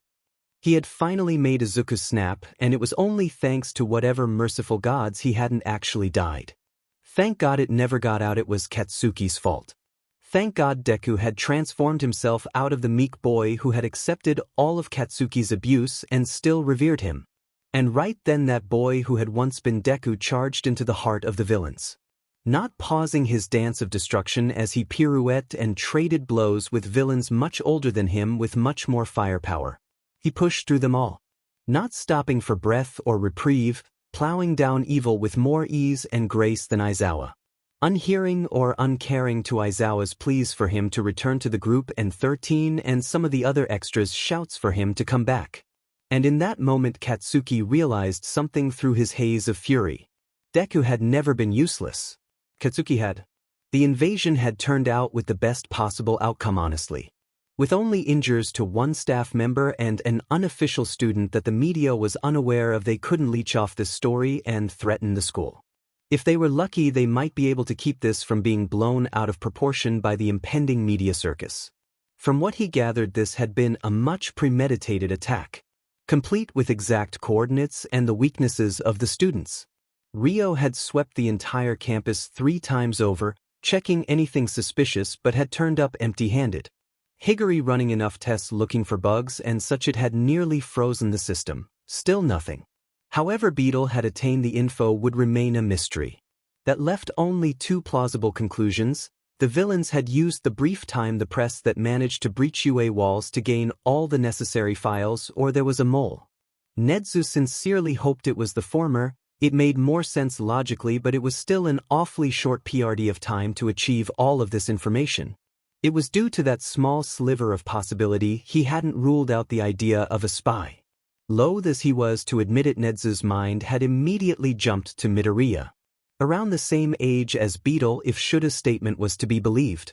The boy had enough intelligence along with motivation to be the infamous informant, but there was still the matter of Midoriya being one of the 2 people seriously injured. As cold-hearted as villains were, they normally didn't actively seek to harm their own. This of course could be a logical ruse on the villain's part, hoping the principal would believe since Midoriya had been harmed it wasn't their devious informant. Then again, they wouldn't want Beetle dead, and it was a well-stated fact that if Toshinori hadn't shown up when he did, Midoriya would be 6 feet under at the moment. He had to stop this. He would only drive himself mad. Throwing reverse psychology back and forth would get him nowhere. It was a game he could play all day and he would still be no closer to the truth. The villains also hadn't accounted for the newly acquired abilities of the students thanks to Midoriya, and if he was Beetle, those would have most certainly added those factors into equation. By the end of his thought process, Nezu was quite sure that Midoriya Izuku was not Beetle, and in a moment of rare fondness scolded himself for ever thinking so. Aizawa still looked mildly furious. At who Izuku couldn't tell. Probably everyone. Don't think he hadn't noticed how the underground hero had started to warm up to him over the last few weeks. He was on enough painkillers, he was a little loopy. Well, more loopy than normal. Sup, Dad's, I meant Aizawa, he finished off in a hurry, realizing he had started to use Cypress's nickname for the older teacher. Cypress snickered, which didn't dare shut him up. Aizawa blinked twice, being smart enough to realize the back half of the nickname, before ultimately forgetting about it. How you doing, you brat? You kinda deserve it, being you decided to directly defy my orders and get yourself. He trailed off, gesturing at Izuku's mummified body. Against his better judgment, a 1:4 ratio now, he replied with the most cliché and annoying response possible, "You aren't my mom." Aizawa huffed and raised an eyebrow. "Would you like us to call her?" Izuku's eyes flew wide in panic. His alters have all simultaneously frozen as well. That isn't necessary. They were all having flashbacks to times when they had done something reckless and Inko had found out.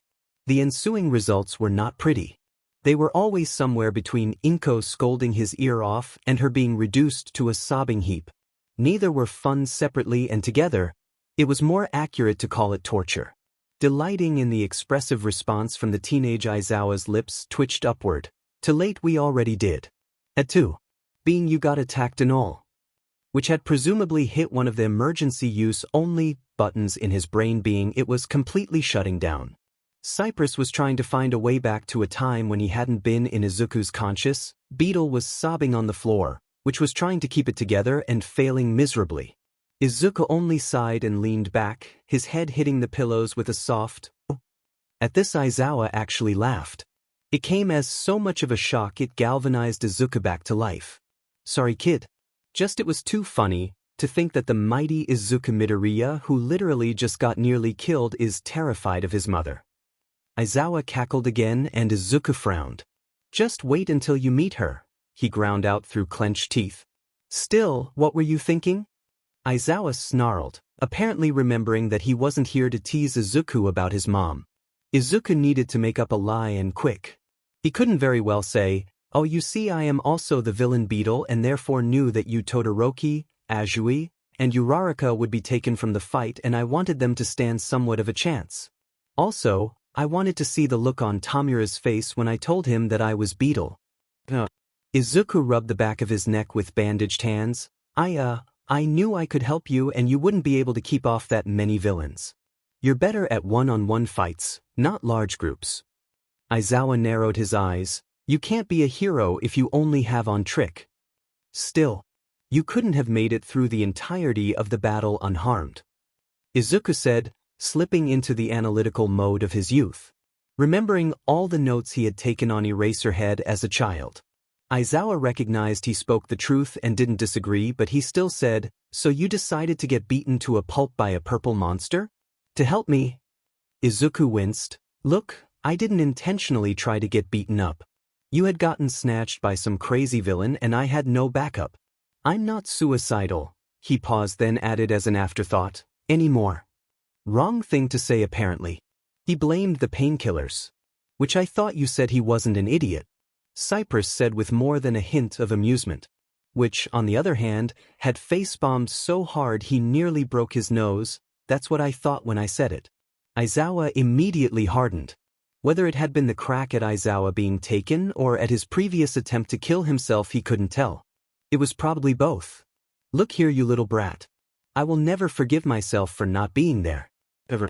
I failed you along with the rest of our students. It is my job to keep you safe and I failed it. Miserably. As for you being suicidal, I really hope you have gotten that point in your life, but know that if you ever feel that way again you can talk to me." "Dadzawa," Cypress whispered, earning a glare from both of the other alters. Izuku was slightly taken aback by the outburst and Aizawa's offer to help him. He was still wrapping his mind around the fact that people other than his mother cared. It was painfully obvious how much he cared for them all. As much as he tried to hide it behind his bitterness and salt, he truly had a caring heart. There was really only one thing to do in this situation. Izuku had his eyes filling with crocodile tears. He hadn't cried for real in over 7 months. "You truly are a Dadzawa. I'll have to tell the group chat." Aizawa blinked. He tried to hide the slight flush in his cheeks at Dadzawa, apparently unimpressed by his show. "Group chat? Between me and the fellas? Do I want to ask? Probably not." Izuku winked, then realized that Aizawa couldn't see it through the bandages smothering his sass. "Ignoring my group chat of cryptic horrors, I kinds want to know what happened after I passed out from head trauma. Getting smashed into the ground kinda makes a man black out apparently." Not a man right now. Beetle unnecessarily chirped. Well, good thing I'm not you right now, so it doesn't matter. Izuku shot back, tone dripping with malice. Beetle continued as if she heard nothing, more she-her. They received no response. But Izuku made mental note, being a decent person and all that jazz. And you think I know? I was trapped by an arsonist. Aizawa replied lazily. Holy F-. He has a sense of humor. Cypress remarked, mirroring Izuku's thoughts exactly. Please, I've been here for a day. Nezu's already filled you in. Izuku was absolutely sure of that. Despite keeping this under control with the media and dealing with terrified parents, his mentor definitely gave old Zawa here the rundown. Fine. Nezu told me what he knew, which was a concerning amount honestly. He somehow got statements from all of our students. I said, Cypress cooed. His presence was an interesting addition to the constant mental monologue of his alters, but he was quickly making himself at home as if he hadn't popped into existence 15 minutes ago. So I want to know how our students did. Izuku gave a feline smile that still couldn't be seen. Aizawa took a seat. Apparently this was going to be detailed then. Let's start off the moment you took off and decided to join the main battle. Bakubro and him may have made tiny error. In hindsight, it probably wasn't the best idea to try and take on a villain made entirely of smoke. They hadn't know what they were doing, and because of them 13 hadn't been able to use their quirk and everyone had gotten separated. Totally not manly. Kirishima's warp landed him directly in water. See, that would be totally fine except for the fact that his quirk was activated, leaving him the weight of a Kiri-sized rock, so he immediately started sinking and there wasn't anything he could do about it. Once he realized he was dropping, he immediately deactivated his quirk, but by that time his lungs were straining and the water pressure had built up, slowly crushing his now unhardened skull. Drowning was definitely not a manly way to die, but if he didn't get up to the surface that was looking very far away, it might be how he went. In exchange for the decreasing pressure, he got black spots starting to dot his vision, the surface of the water looking more and more impossible to reach. But if he could just make it a little further, he might be able to. His train of thought was interrupted by a flash of razor-sharp teeth, and he barely had time to dodge the shark villain, their jaws missing him by only a hair. His lungs felt like they were on fire and he had to suppress the urge to draw water in. To try and breathe. If he knew he would have been in the water, he would have taken a large breath in, but he had just flown at a villain, thus causing him to take shorter breaths, thus limiting his time underwater until he drowned. However dire his breathing situation, he might not get the chance to pass out if this villain got to him first. Being part shark, the villain had amazing reflexes, spinning almost immediately after missing Kirishima. He knew he wouldn't have time to dodge this time, and if he hardened again there was no way he would make it to air. Basically, he was screwed either way. It was perhaps through sheer luck that a large body crashed into the shark villain, sending him spinning into the deeper parts of the shipwreck zone. By now his lungs felt like they were going to burst, dark spots flashing and fading as he struggled to hold his breath. Almost on autopilot, he started kicking his way to the surface, trying to make it before he passed out. Luckily, he didn't have to try hard. Almost immediately he felt water rushing past him as he was propelled faster than should have been possible. He turned to find the cause of his sudden speed boost. He caught sight of them just as his head broke the surface of the water and he took in lungfuls of air. He gave a shark-toothed grin to Sato, who was breathing just as heavily if not more so. A panting shoji thrown across his broad back. So they had picked the heaviest students to drown them, but Sato had still gotten them to safety. Super manly. Katsuki was still in some form of shock-filled rage. His plan to kill the warp villain BSRD had failed spectacularly, and now he was freezing his melons off along the invisible beach and private school. While Deku was still battling the villains in the central plaza. God FINGDMN it. There was no way this placement was pure luck. It combated their quirks too well for it to be random. The invisible chick was probably getting frostbite, being she was entirely FNG naked while the preppy beach's engines were stalling all to hell. All of Katsuki's sweat was freezing too, rendering it mostly useless. He needed to get to FING Deku now. He couldn't apologize for being such a useless a-hole child if the BSRD was FANG dead. Breaking into a dead sprint, he ignored the calls of Four Eyes. They could figure this out themselves. They were capable. Should be capable. And Deku was facing off against a sheet ton of villains quirkless. Yeah, let's see who needs more help. Mina was not having a good day. At first, she had though this would be amazing. Spend some time with her friends and train to save people. Great, right? It would have been if villains hadn't decided to crash the part and ruin everything. Now here she was, stuck in some crumbling building with Aoyama. Both not daring to risk using their quirks for fear it might upset the delicate foundations of the building and everything would come crashing down around them. And there was a quickly advancing horde of villains approaching. That really left only one option. But when Hitoshi had thought about becoming a hero, he didn't think it would detail being attacked in a supposedly safe facility. This would certainly be more exciting than he had thought. Hell, it might have even been fun if it weren't for the fact that he was alone in screaming winds and harsh rain that carried all noise away, therefore rendering his quirk useless. If the villains couldn't hear his questions and he couldn't hear if they responded, he was basically screwed. There was something to work on in the future. Zero didn't particularly like fire. Never had, much too easy to catch his tape on fire. After all, it was flammable as fabric. But after this, he would hate it. The heat was sweltering, radiating waves in every direction. Aimed some of his tape in the wrong direction and well, whoosh. It was extremely debilitating and limited his movements quite a bit. Koda, Tokoyami, and him were back to back, trying desperately to think of a plan to fend off the villains coming from every direction. Koda's quirk was basically useless with no animals in sight and the light from the fires made dark. Shadow so weak he was more like a normal shadow than a sentient one. Nothing was coming to mind, but if they didn't figure this out they would be so screwed. Kaminari wasn't an idiot, despite what his test scores might say. He was smart enough to know that things were going downhill. Literally. The ground was sloped, buildings partially submerged in the dirt. Villains prepared to battle him and Jair.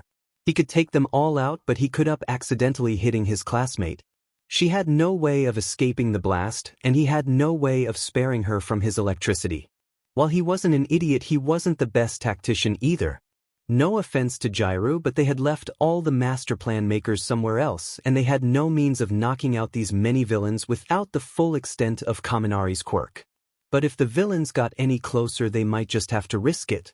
Ojiro was stranded, alone in the mountain zone, backed into a corner with villains forming a tight semicircle around him. His only two options were to try and launch himself over them or over the hills at his back. Neither was the best, but he needed to do something. Momo was angry at the warp villain in front of her who had warped her friends away and Mineta who would not stop ogling her. He needed to get some professionalism.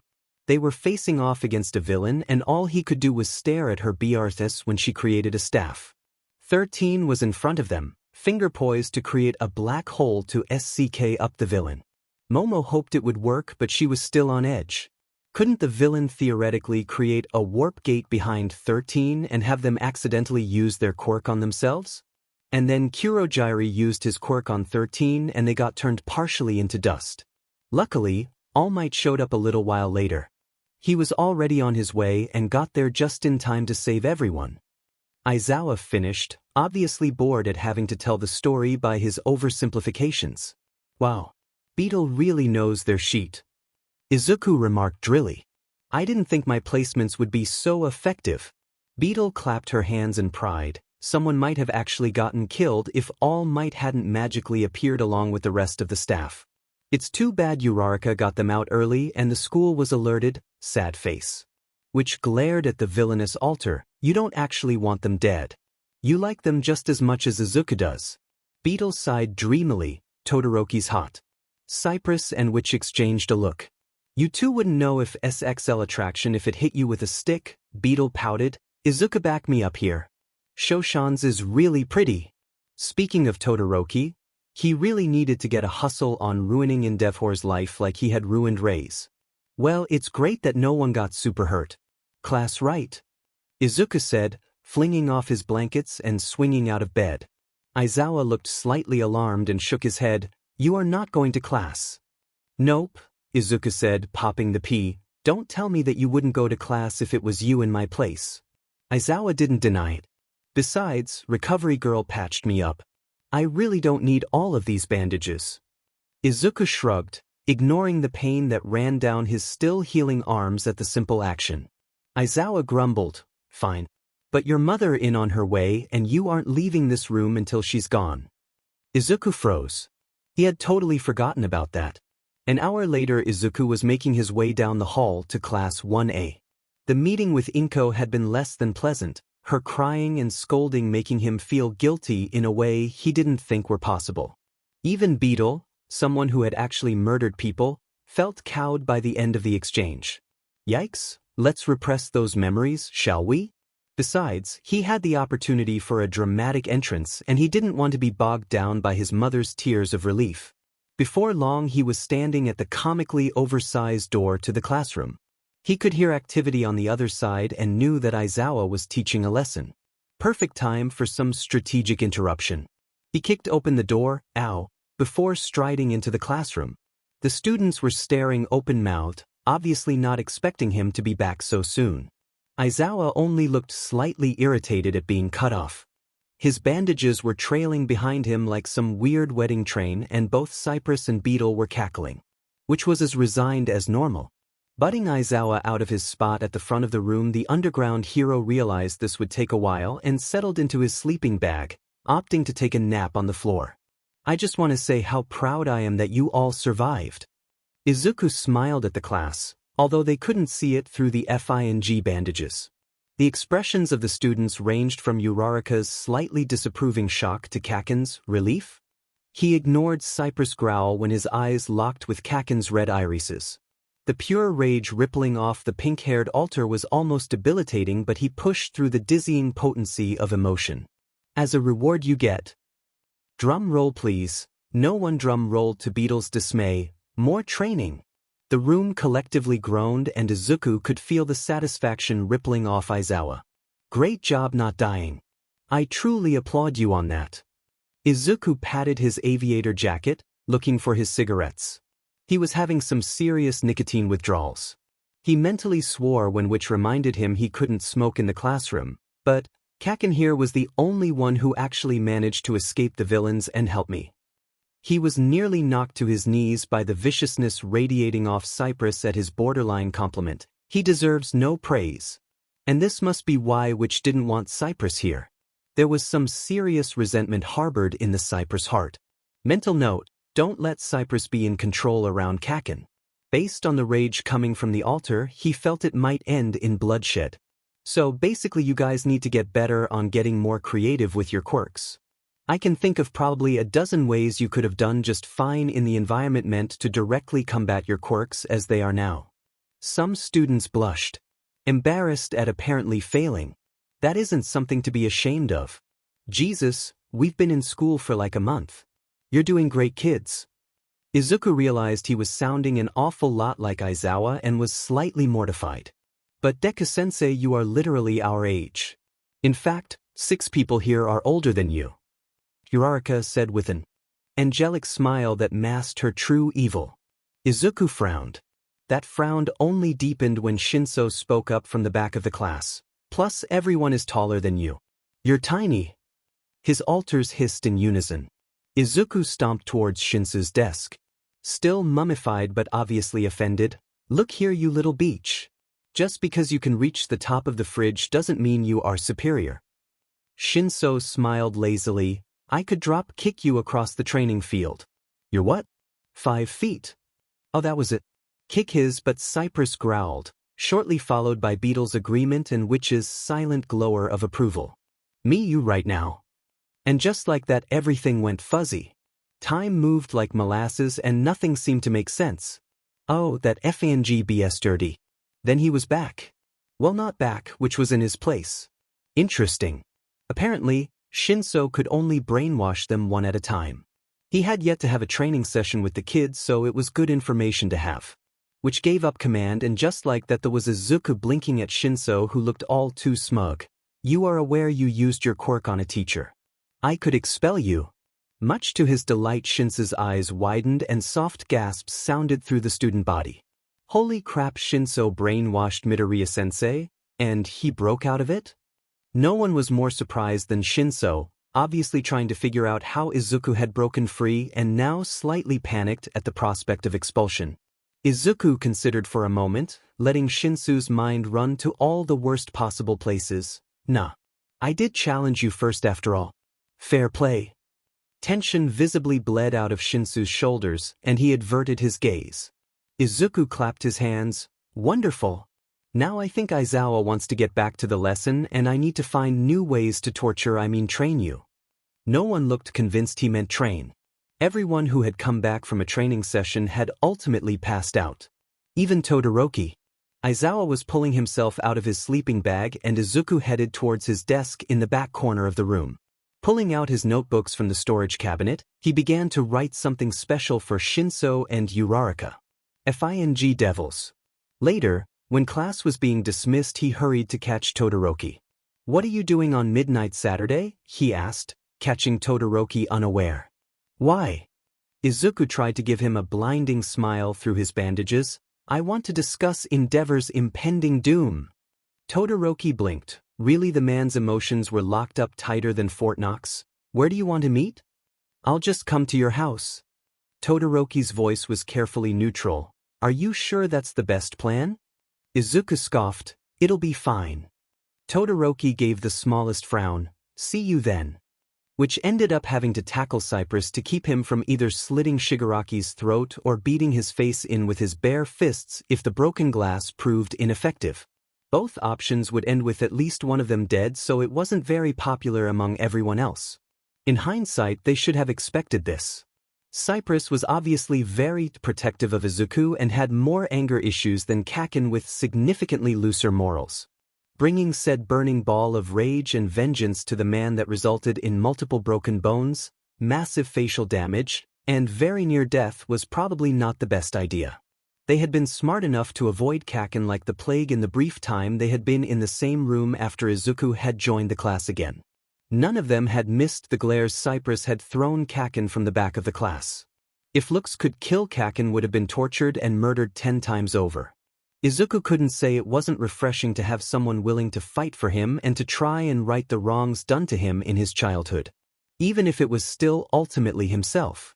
He honestly wouldn't have a problem with it if he hadn't already made peace with the past and it wasn't technically his body doing the punching, so, therefore, him getting blamed. Apparently, nothing screws with your moral compass more than throwing yourself off a roof and burning your dreams. They, meaning everyone except which who vehemently disagreed, had somehow decided to pay a visit to the League and see how they were faring after the whole failure of the USJ. There was a difference of opinions between them, which still being salty he had to do all the work, Izuku being salty he had gotten the sheet beat out of him, and Beetle being somewhere between curious and concerned. Toga and Dabi hadn't participated in the battle, being they were more powerful than what the League had deemed necessary. Obviously, a mistake, but Shigaraki was bound to be furious, and when furious, Shigaraki had a tendency to disintegrate things.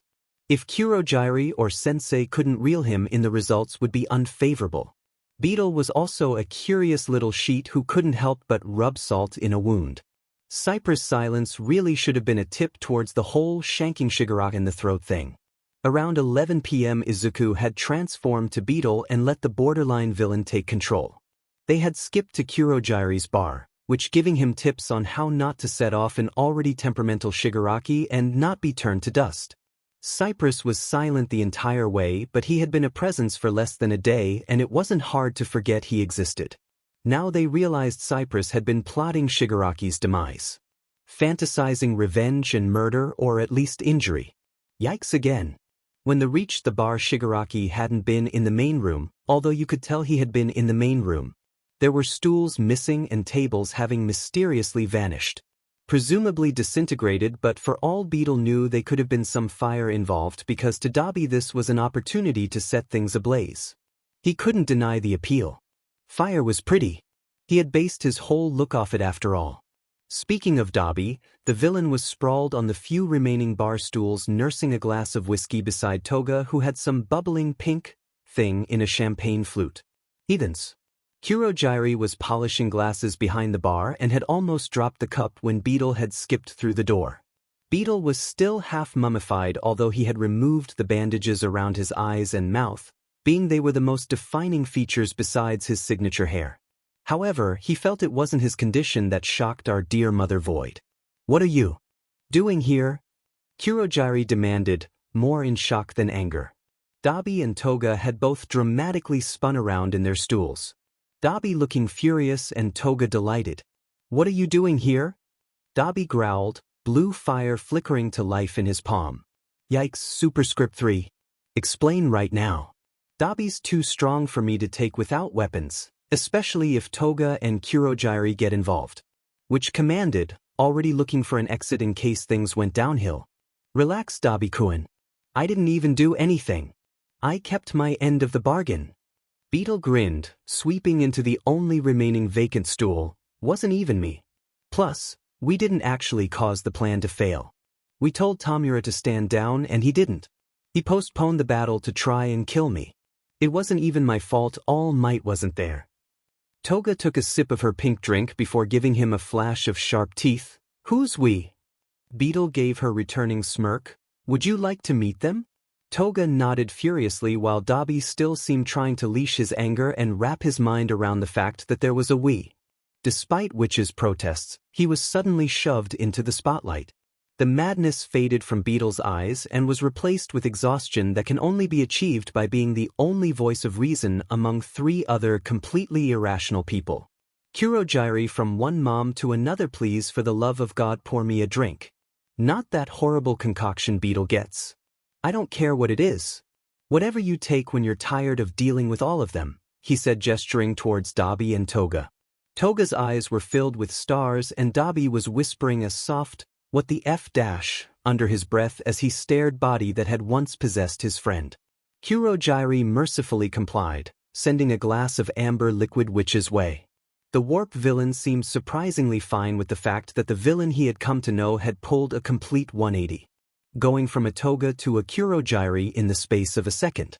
Which drowned the glass in one gulp and gestured for another. "Are you really Witch?" Toga demanded, practically bouncing with excitement. Dabi was now in a full-fledged existential crisis and was just staring at Witch with unblinking eyes.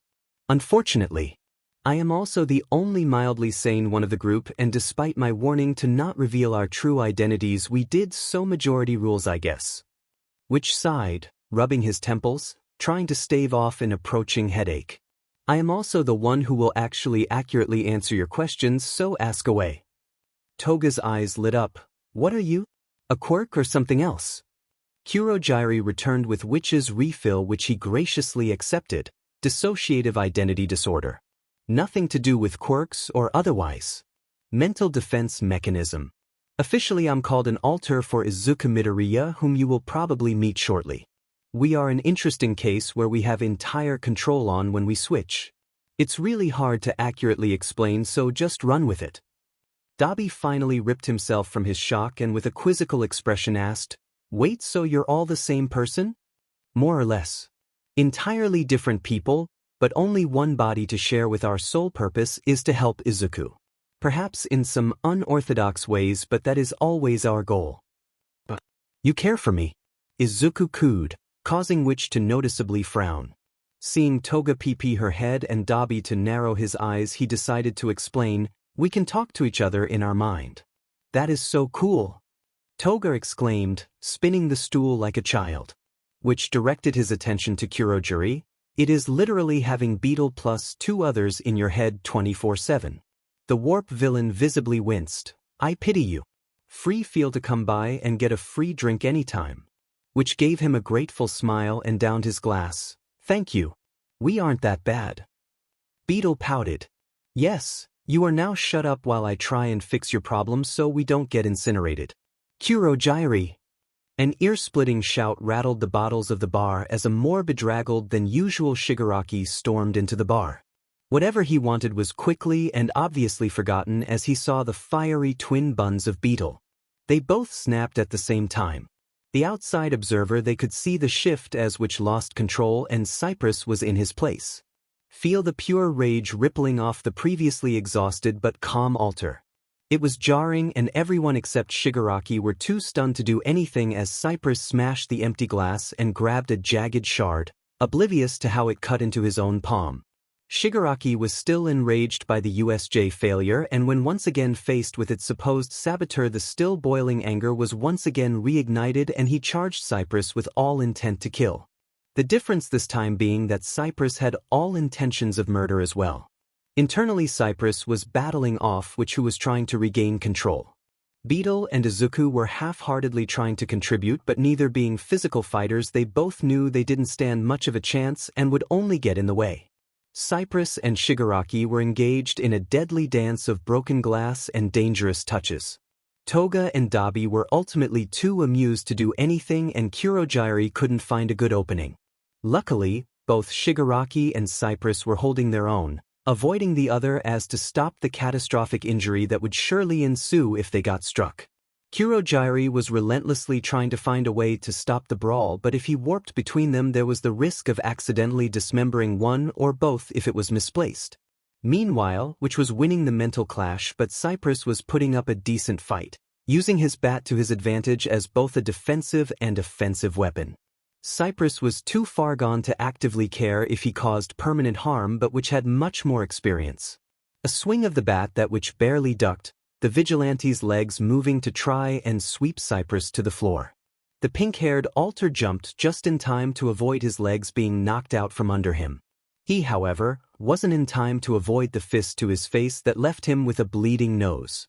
In retaliation, he moved to hit Witch in the head with enough force it would bash in his skull. Witch dodged the blow, opting to keep his head, but he didn't have time for it to avoid him completely, and it hit his shoulder with a sickening pop. On anyone else, a dislocated shoulder would be debilitating and they would be rolling on the floor in agony or at least gritting their teeth. But Witch fought villains for a living. And this was hardly the worst injury he had received. Far from it, in fact. The perks of knowing a villain who had a healing quirk and making them indebted to you. Insane pain tolerance was something all of the alters along with Izuku were all blessed with, due to their various occupations and, in Izuku's case, upbringing. So, Witch didn't even flinch when he knocked his shoulder back into place.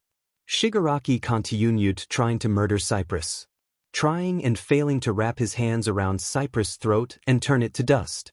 Of course, Cypress wasn't all that keen on the idea and instead opted to run point blank into Shigaraki, causing them both to topple to the ground in a heap. It was honestly a miracle that Shigaraki didn't touch anything valuable, and even more of a miracle that Cypress was able to get his knees onto the back of the villain's hands, so they only succeeded in disintegrating the floorboards. By now Cypress was grinning with enough bloodlust in his eyes it even made Dabi gulp and Kurojairi actually start to panic. How would he be able to save Tamura without hurting Cypress? If push came to shove he would kill Cypress. Although he didn't know which alter it was, he was smart enough to realize it wasn't Beetle or Witch, and they had obviously lost control. And as Cypress raised the shard of broken glass tinted pink with his blood where he clutched it too hard and moved to very gruesomely stab it into Shigaraki's exposed neck. Kurojairi readied to decapitate the out-of-control alter when a voice rang in over the speakers. Enough! None of the alters had ever met the elusive sensei, and Cypress was still new. But even he was aware of the man's power and quirks. Hearing the voice for the first time caused him to pause for a nanosecond. It was that nanosecond that let Witch finally tackle Cypress and retake control. Kurojairi visibly slumped with relief when he saw the same bone weariness he associated with Witch overtake the pure rage of the mystery alter. Witch stepped off Shigaraki, who shakily got to his feet, trembling with fury and glaring hard enough to kill. Kurojairi recognized that would not end well and forcefully warped Shigaraki out of the area. Sorry about that. New Avenger alter. Not too happy about being nearly killed earlier. Witch said, panting with exertion as he discarded the blood-stained glass and examined the wound on his hand. Shallow, bandaging would be fine. At some point, one of Beetle's buns had fallen out of the pins that held it together and there was a small waterfall of fiery hair. Witch absent-mindedly retied it as he focused on pinning a still raging Cypress down for good. Get a hold of yourself. Shigaraki's an ally. This is why I didn't want you to ever join us. Witch snarled at the Avenger alter who was being held down by Izuku and Beetle. Cypress hissed. Actually hissed. Like a cat. Beetle looked far too delighted to be healthy and Izuku just looked detached. Having deemed this as not really his problem. They seemed to have it under control, so he focused back on the physical world and placating the villains who just watched their pseudo-leader be attacked. That was Cypress. He has opinions. We just got him today and we're not anticipating that show and we beg your forgiveness. He was more directing his voice to Sensei, who would probably be a lot more upset than Dabi and Toga. They were villains who thrived on chaos and didn't particularly care for Shigaraki. He doubted they really cared, but Sensei. Yikes, ×4. There was a pardonny silence as Dabi just kind of blinked and Toga flitted to her champagne glass and took a dainty sip before pausing and then just downing it. Which was literally internally cursing Cypress for his lack of tact or really any logic past murder the ones who've wronged you. He had thought Beetle was bad, but this was an entirely new level. I would like to finally meet you in person, young Beetle, or witch, or whoever you are at the moment. I feel like it would be an educational experience for all of us. Sensei finally said, causing Witch to have a small panic attack. Sensei could very well want to kill him, or maybe he just wanted to talk. It could be beneficial or benign for all he knew. Sensei's voice betrayed absolutely nothing of his intentions, and the range of possibilities was staggering to the point that it was horrifying. Kurogiri will be back momentarily and then he will take you to me so we can chat. That is if you would allow. There was hardly a choice. None at all, really. He couldn't turn it down, and if he was being totally honest, he didn't want to turn it down. Beetle had been pestering Shigaraki for a meeting for months and now he finally got the chance. Please, please, please, Witch-kun. I want to meet him so bad. Beetle pleaded, almost going so far as removing his hands from the still volatile Cypress to beg. As if he had the option to decline. I would be honored, Sensei. 5 minutes and 6 drinks later, Kurogiri appeared and stretched his body into a decently sized doorway, then Witch hesitantly stepped through. Not sure if it would truly lead to Sensei or his ultimate demise. Perhaps both. The feeling was somewhat surreal. It lasted for less than a second, but in that brief moment, all gravity was abandoned as the very air shifted and Witch was transported to an entirely different location. There were no noticeable features in the room. Slate gray walls. No doors and no windows. Only a small plain set of chairs and a table in the center. A single bare light bulb hanging from the ceiling casting a dim light. There was nothing to indicate where he was, but also nothing that could obviously be used to kill him. That included Sensei, who was conspicuously missing from the claustrophobic meeting room. Kurogiri's warp gate disappeared and he was trapped. Alarm bells started ringing immediately. Something was wrong. Why wasn't Sensei here? Did he have some sort of invisibility quirk? Was this just some ploy to kill him for what happened to Shigaraki? Relax. He's a villain. We all have a bit of a flair for dramatics. Beetle reassured with an insane smile. Cypress had been deemed stable enough to be released and was chain smoking in the corner. Simultaneously sulking and being manageably said that he hadn't been able to kill Shigaraki, but also slightly ashamed that he had caused so many problems and accomplished nothing. Witch hesitantly took a seat in one of the plain folding chairs by the table. Mind wandering to the possible outcomes of this meeting. Was he upset that they had interfered with USJ? On the entire opposite end, could this be a good thing? Was Sensei officially recruiting them? Suddenly there was a man occupying the opposite seat. Witch's reflexes had him tensing before he really realized what was happening. The man towered over him. He wore a plain white dress suit and suit jacket. His most defining feature was his face, however. Or perhaps the complete lack of it. Witch knew better than to stare, but in the brief glance, he could see there was nothing but scar tissue. He had a mouth, but everything else was just mangled flesh. There were no eyes, no nose, nothing. Tubes jutted out of his neck and jaw that were most likely connected to some sort of support system. Beetle knew Sensei's history. His leading of Japan in the shadows all those years ago and his extended lifespan. His fight with All Might that left him his current state and his extremely overpowered quirk along with his true name, All for One. It was because of that knowledge that Witch didn't dismiss him as not being dangerous and denouncing him as a pitiful mess. He was very well aware that Sensei could kill him with half a thought and no amount of training could change that. If even All Might couldn't take him down, then a quirkless teenager wouldn't so much as make a dent. Beetle seemed disappointed he wasn't more imposing, but in Witch's opinion, it was just fine. Let me start this off by first apologizing for Shigaraki's behavior at the USJ. He should have known better than try and kill a potential ally. All for One said, folding his hands. Witch blinked along with everyone besides Cypress, who was ignoring everything. An apology? That was not what on the list of possible statements. Now to whom am I speaking? I'm assuming Witch, being you don't have Beetle's signature eye gleam of madness, and Cypress would be an unfavorable choice for this particular meeting. But I haven't had the pleasure of meeting Izuku, so I can't be sure. It took every ounce of bravery from every fight with villains and brushes with the police to keep his voice from shaking when he responded to the most powerful man in Japan. You are correct in your assumption.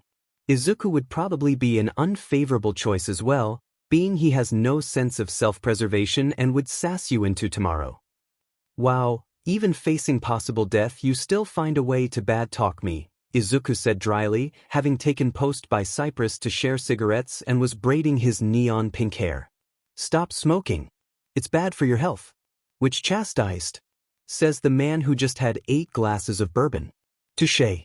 All for One laughed, and Which almost flinched. How exactly do you fare with having them every moment then? I can barely deal with the 3 I have, and I have Kurogiri to assist. Not that I'm complaining. I never did thank you for bringing Dabi and Toga to me all those months ago. It's nice to have some people other than low-level thugs. Seeing as this was directed at Beetle, he let his briefly take control but carefully monitored what he said. All for One's reason for this meeting was not yet clear, and they couldn't run the risk of offending him. Thank you, sir. They would be powerful on their own, but they shared similar ideals as you and Tamura, so I figured it would be even better united. Beetle said, grinning with stars in his eyes. All for One nodded. It was the correct call. Beetle smiled one last time before Witch took over again. Forgive me, sir, but I feel the need to ask the nature of this meeting. I sincerely apologize for Cypress' behavior and for undermining you with our affiliation to UA. We never meant to betray you, and in all honesty, we technically didn't. Right down to business. I respect that. Let me first ease your fears by first that I have no intention of killing you. Consider yourself forgiven for all possible wrongdoings. The reason for this meeting is only to discuss ways we can both benefit from your multiple lives. Red flags so large Which was worried All for One would be able to see them too immediately started waving. With all due respect, we like to keep each of our lives from interfering with the other. This is a special case where it can't be avoided, but we would like to continue each of our detachments. Mostly due to our different moral codes and how ambiguous our individual morals are overall. I understand, and I would like to honor that. All I'm asking is that you cater to our needs in regards to taking down the hero industry and continuously supplying us with information on UA's movements, the villain said, leaning forward. Izuku's voice rang in Witch's head, and in all honesty Witch was inclined to agree. Ask him what we get in return. Beetle said, ever the businessman. We are not official members of the League and therefore will not betray UA without a price. If All for One had eyes which thought they probably would be twinkling, I would have been disappointed if you didn't demand to be paid. I have prepared a list that I feel would be suitable. Interest thorough piqued, Which leaned forward. Oh? Our word to try and spare whomever you wish, and giving you Beetle's quirk for real. You won't have to rely on Dabi to do your dirty work. Holy sheet. Cypress said, head snapping up from his pity party. HOLYSHIT. Beetle and Izuku echoed. Which was too much in shock to do anything but stare. Does that quirk even truly exist? And you have it in your possession? All for One smiled. Tamura recommended the idea for your fake quirk, no? Let's just say he got the basics from me. I don't see a reason why we shouldn't take this. Beetle said, grinning. He had been gunning for getting a quirk for months, and now it was more than just a random quirk. It was his quirk. Being quirkless is kind of our thing, though. I want to be powerful without relying on a quirk. Izuku interjected with uncertain eyes. But the quirk isn't really good for anything other than what I plan to use it for. The rest of you wouldn't even have a chance or a need to use it. Beetle was practically begging now. Plus it keeps the League from withholding Dabi in case we have a falling out. which said slowly, there was no denying from a logical standpoint this was a good deal, and we would have just kept making deals like the one we made for the USJ. This guarantees that we can keep the people we want safe. We already have more money than we know what to do with. I say we take it, Cypress said with a nod to which. I agree. Izuku grumbled but seemed to come to the same conclusion. Beetle looked overjoyed and no one could blame him. We accept your offer.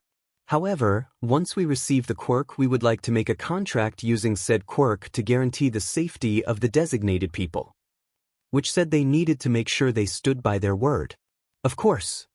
Being it was technically Beetle's quirk, which didn't want to risk being the one to receive it. Based on what happened with Shinso quirks may only affect one of them at a time and which didn't want to even have a chance of being the only one with access. For this he let a very enthusiastic Beetle take over.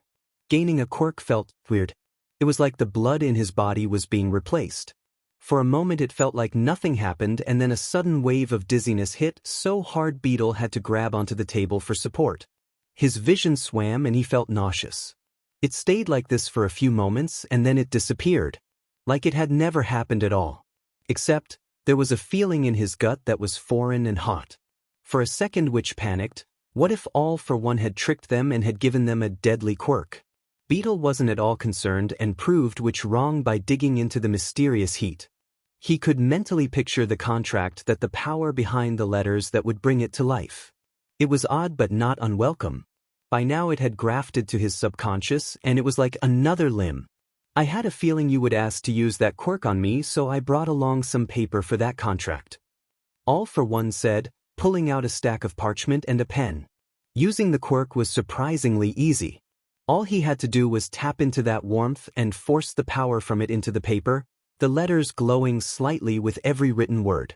The contract itself was straightforward and simple. It guaranteed the League does everything in their power to guarantee the safety of every student in Class 1, minus Katsuki and Mineta, along with Aizawa and present Mike. Beetle had months of experience excluding loopholes from contracts much like this and specially wrote in space to add names if needed. He also outlined that fact that under no circumstances would All for One be able to take the quirk back unless asked. In return, Beetle would supply whatever information the League wanted on UA with no other cost. The penalty for both parties would be death if they failed to keep their end of the bargain. Fire was unreliable in this situation, being they couldn't be sure if he had a fire resistance quirk. All for One read it over once it was completed. He seemed to deem it good enough and signed his name with a flourish. Mentally Beetle felt the contract appear, telling him its status and terms. It was like a handcuff, tying him and Sensei together. Thank God. Lord, does that save me a lot of bookkeeping? Beetle said happily, although I will have to go and resign my other clients. It's been a pleasure doing business with you. I look forward to our future partnership. Kurogyri will take you back to the bar. All for One nodded, gesturing at the open warp gate behind Beetle. Bowing Beetle let a brilliant smile sneak onto his face as he melted into Kurogyri and retreated to the bar. Well, that went much better than expected, Beetle said, skipping down the street. They had spent another 4 hours fully explaining everything to Dabi, Toga, Kurogyri, and a still furious Shigaraki. Cypress had apparently somewhat gotten over it. Still said but not actively trying to kill the villains, so a step in the right direction. Which had made him formally apologize, and he did, but only after he left Shigaraki cradling his nose and Cypress looking far too smug but ultimately satisfied. Which had placed him in timeout after that, but being Kurogyri persuaded Shigaraki not to disintegrate his face, and Dabi and Toga just looked overall overjoyed at Tamura's plight, which had begrudgingly let them meet the altar. Turns out Cypress and Dabi were practically brothers and had clicked so completely it was almost scary. They had spent half an hour arguing if wrapping a bat in barbed wire was better than a metal bat that had been heated up. By the end for that conversation, which was actually considering in investing in a doomsday bunker, and Beetle casually interjecting ship comments with Toga. Dabi had threatened to burn both of them, and Cypress gave Beetle a death glare so potent the informant had squeaked and hid behind which. Surprisingly, Izuku and Shigaraki got on like a house on fire. Izuku geeking out with Tamura over the newest video game and fanboying over strategies. Izuku even got Shigaraki to play co-op with him, which Kurogyari had looked impressed by. Which and Kurogyari probably hadn't been the best role models for their respective wards, opting to spend their time drinking far too much alcohol and complaining about how much their kids were pains in their butt, which shared some embarrassing stories about Izuku and Beetle that had Izuku's face a bright red and Beetle terrified of Witch's power. Cypress had been howling in laughter, secretly glad he had only been on the roster for a day, which should probably do something about their respective addictions. Izuku and Cypress apparently shared a love for cigarettes, although Cypress sometimes substituted nicotine with bubblegum, and which wasn't anything but self-aware, so he knew the alcohol thing was most likely an issue that should be addressed. Yikes, that's what 5 times now? Minus the near-death experience in the beginning. Izuku added to Beetle's previous statement, earning a hard glare from both Witch and Cypress. Not that I'm complaining. He raised his hands defensively. It's only that you didn't succeed. Succeed? Succeed in what? Killing Handyman? Cypress inquired, blowing a pink bubble that popped with a snap. I like Tamura. Killing me is what I meant. Everyone abruptly stopped walking and turned to stare at Izuku. Are you going to throw yourself off another building? If you are, we are obliged to forcefully take over and drag your butt to the nearest mental hospital. Which said with a hard edge in his voice that marked it as his mom voice. Apparently not drunk enough to not intervene with a suicide joke. Izuku had the audacity to look shocked. Jesus, no. Can't a guy make one joke about killing himself without being put on a watch list? Just look at our generation. We're all doing it. It would be fine if you A, hadn't actually tried to kill yourself, and B, if we hadn't literally been created to stop that from happening. Izuku grumbled but couldn't disagree. The next morning, Izuku awoke to his alarm-blasting Verka Serduchka from the 2007 Eurovision contest with a nasty hangover. He mentally cursed Witch for being irresponsible and drinking so much with Kurogyari. That's technically your guy's fault for driving me to become an alcoholic. Witch mumbled, voice still muffled by sleep. You're so much more brass when you're sleepy, Cypress whispered, more seductively than anyone, much less a demisexual, should ever know how to do, not a hair's breadth away from his ear. Which woke up and backhanded him. Apparently, Cypress was still drunk. An hour later, a uselessly mummified Izuku rolled into UA, ready to initiate his new torturous training plans on his unknowing victims.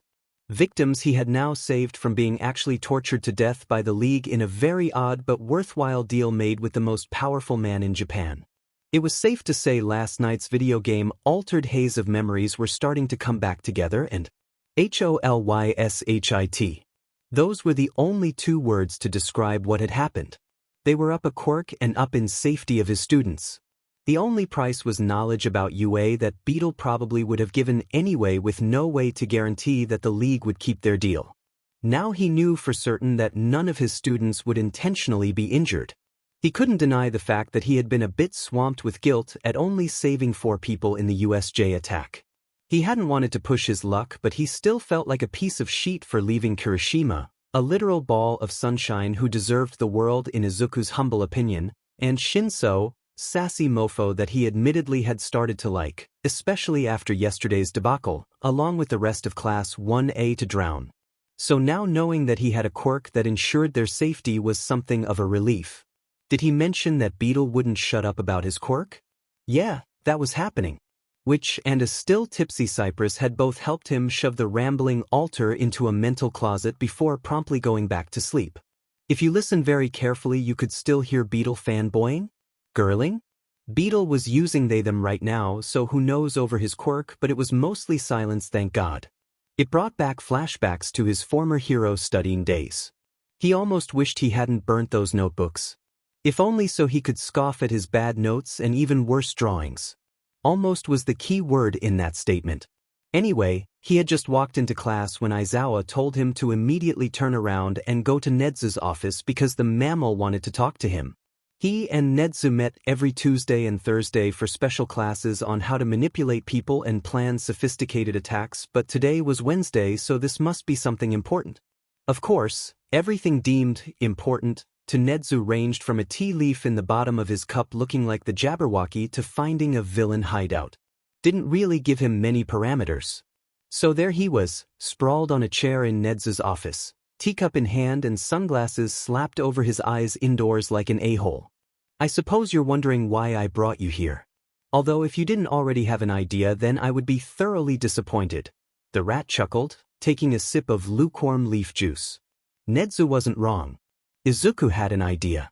Multiple ideas, in fact. Some great like, I'm retiring so you take the school as my protege, to, I know you're Beetle and you're being arrested. Everything in that range seemed highly improbable, so there was really only one thing that stood out. The sports festival, Izuku said, casually pouring his leaf juice into a flask for later use. Nezu clapped his paws. Correct. Now you know that UA isn't made of money and we do have a budget, but it is a very large budget along, plus we have pros who can manipulate basically anything. Izuku slowly nodded. He had an idea of where this was going and he loved it. And since we have such resources at our disposal, we have decided to up our ambitions for this year's festival, which will be held in 2 weeks.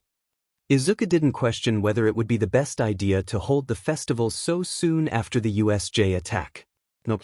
He knew it was a political move, showing Shigaraki and the League along with the rest of Japan that they wouldn't be cowed by some thugs.